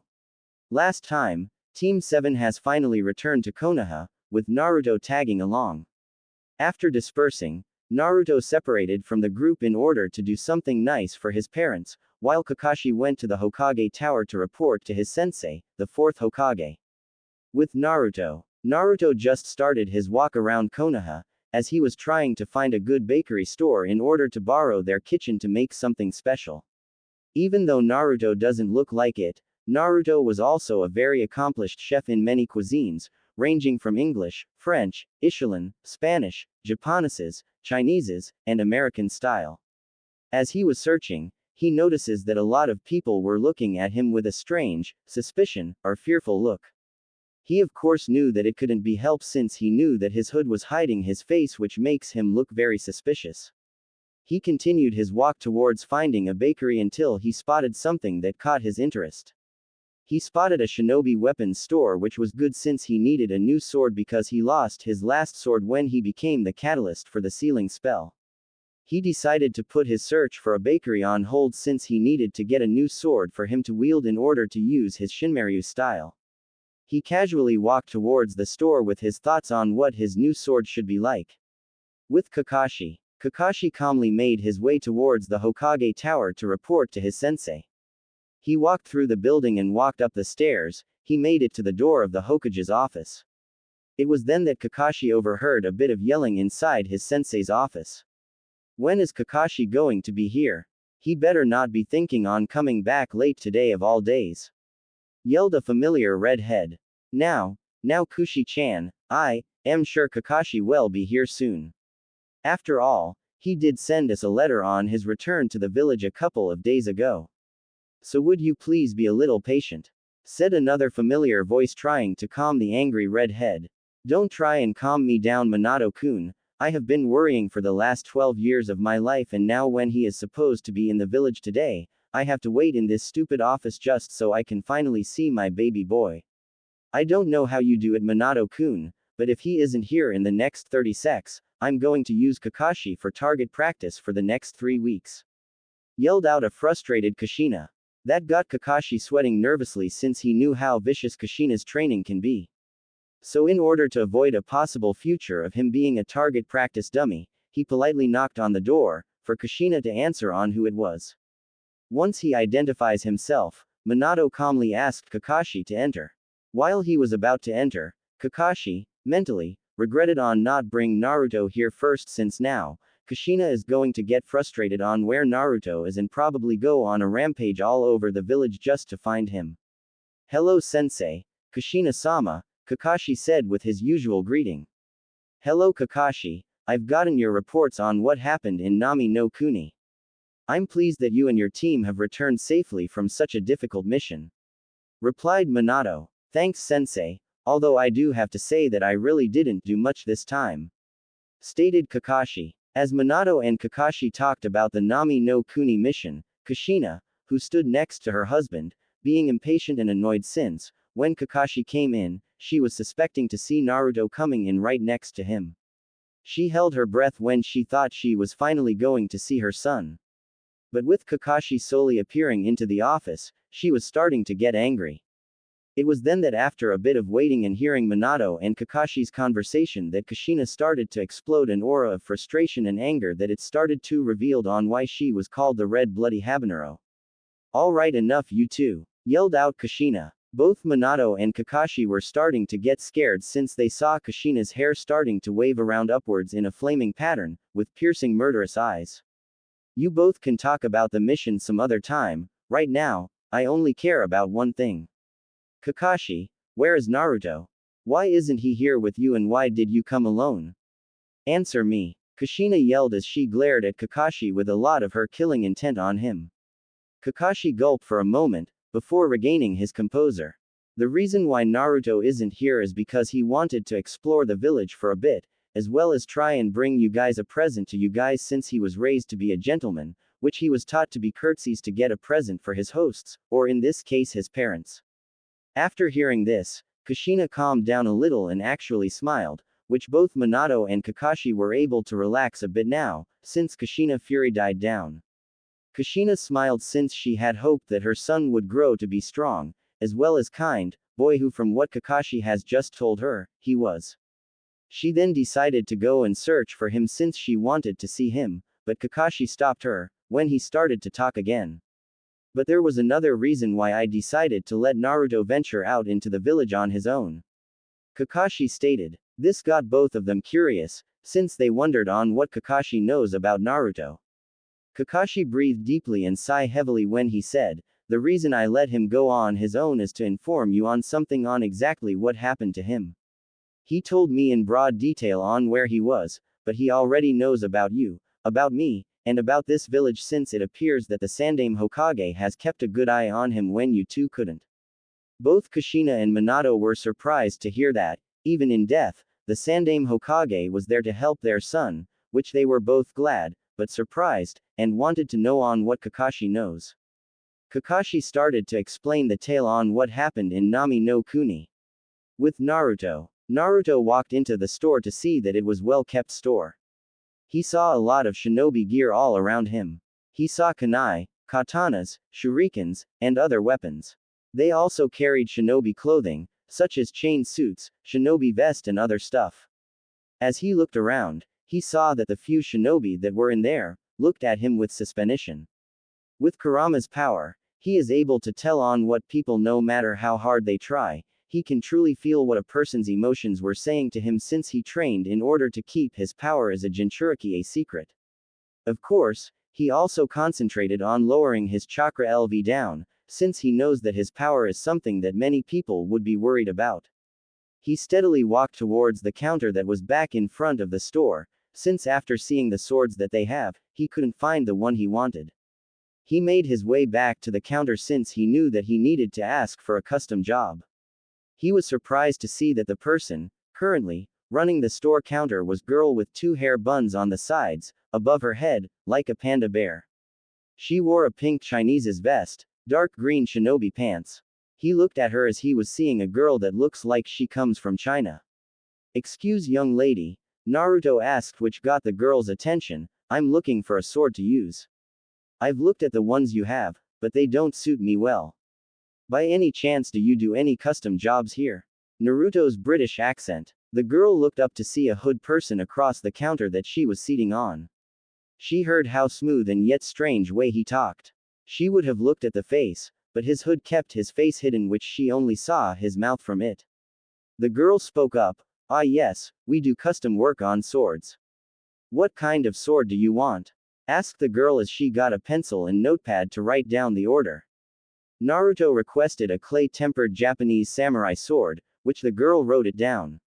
He asked for the proper length, the blade to be supremely sharp and strong steel for his sword, as well as the clay handle be extra strong since he has shattered the handle before when he was in combat.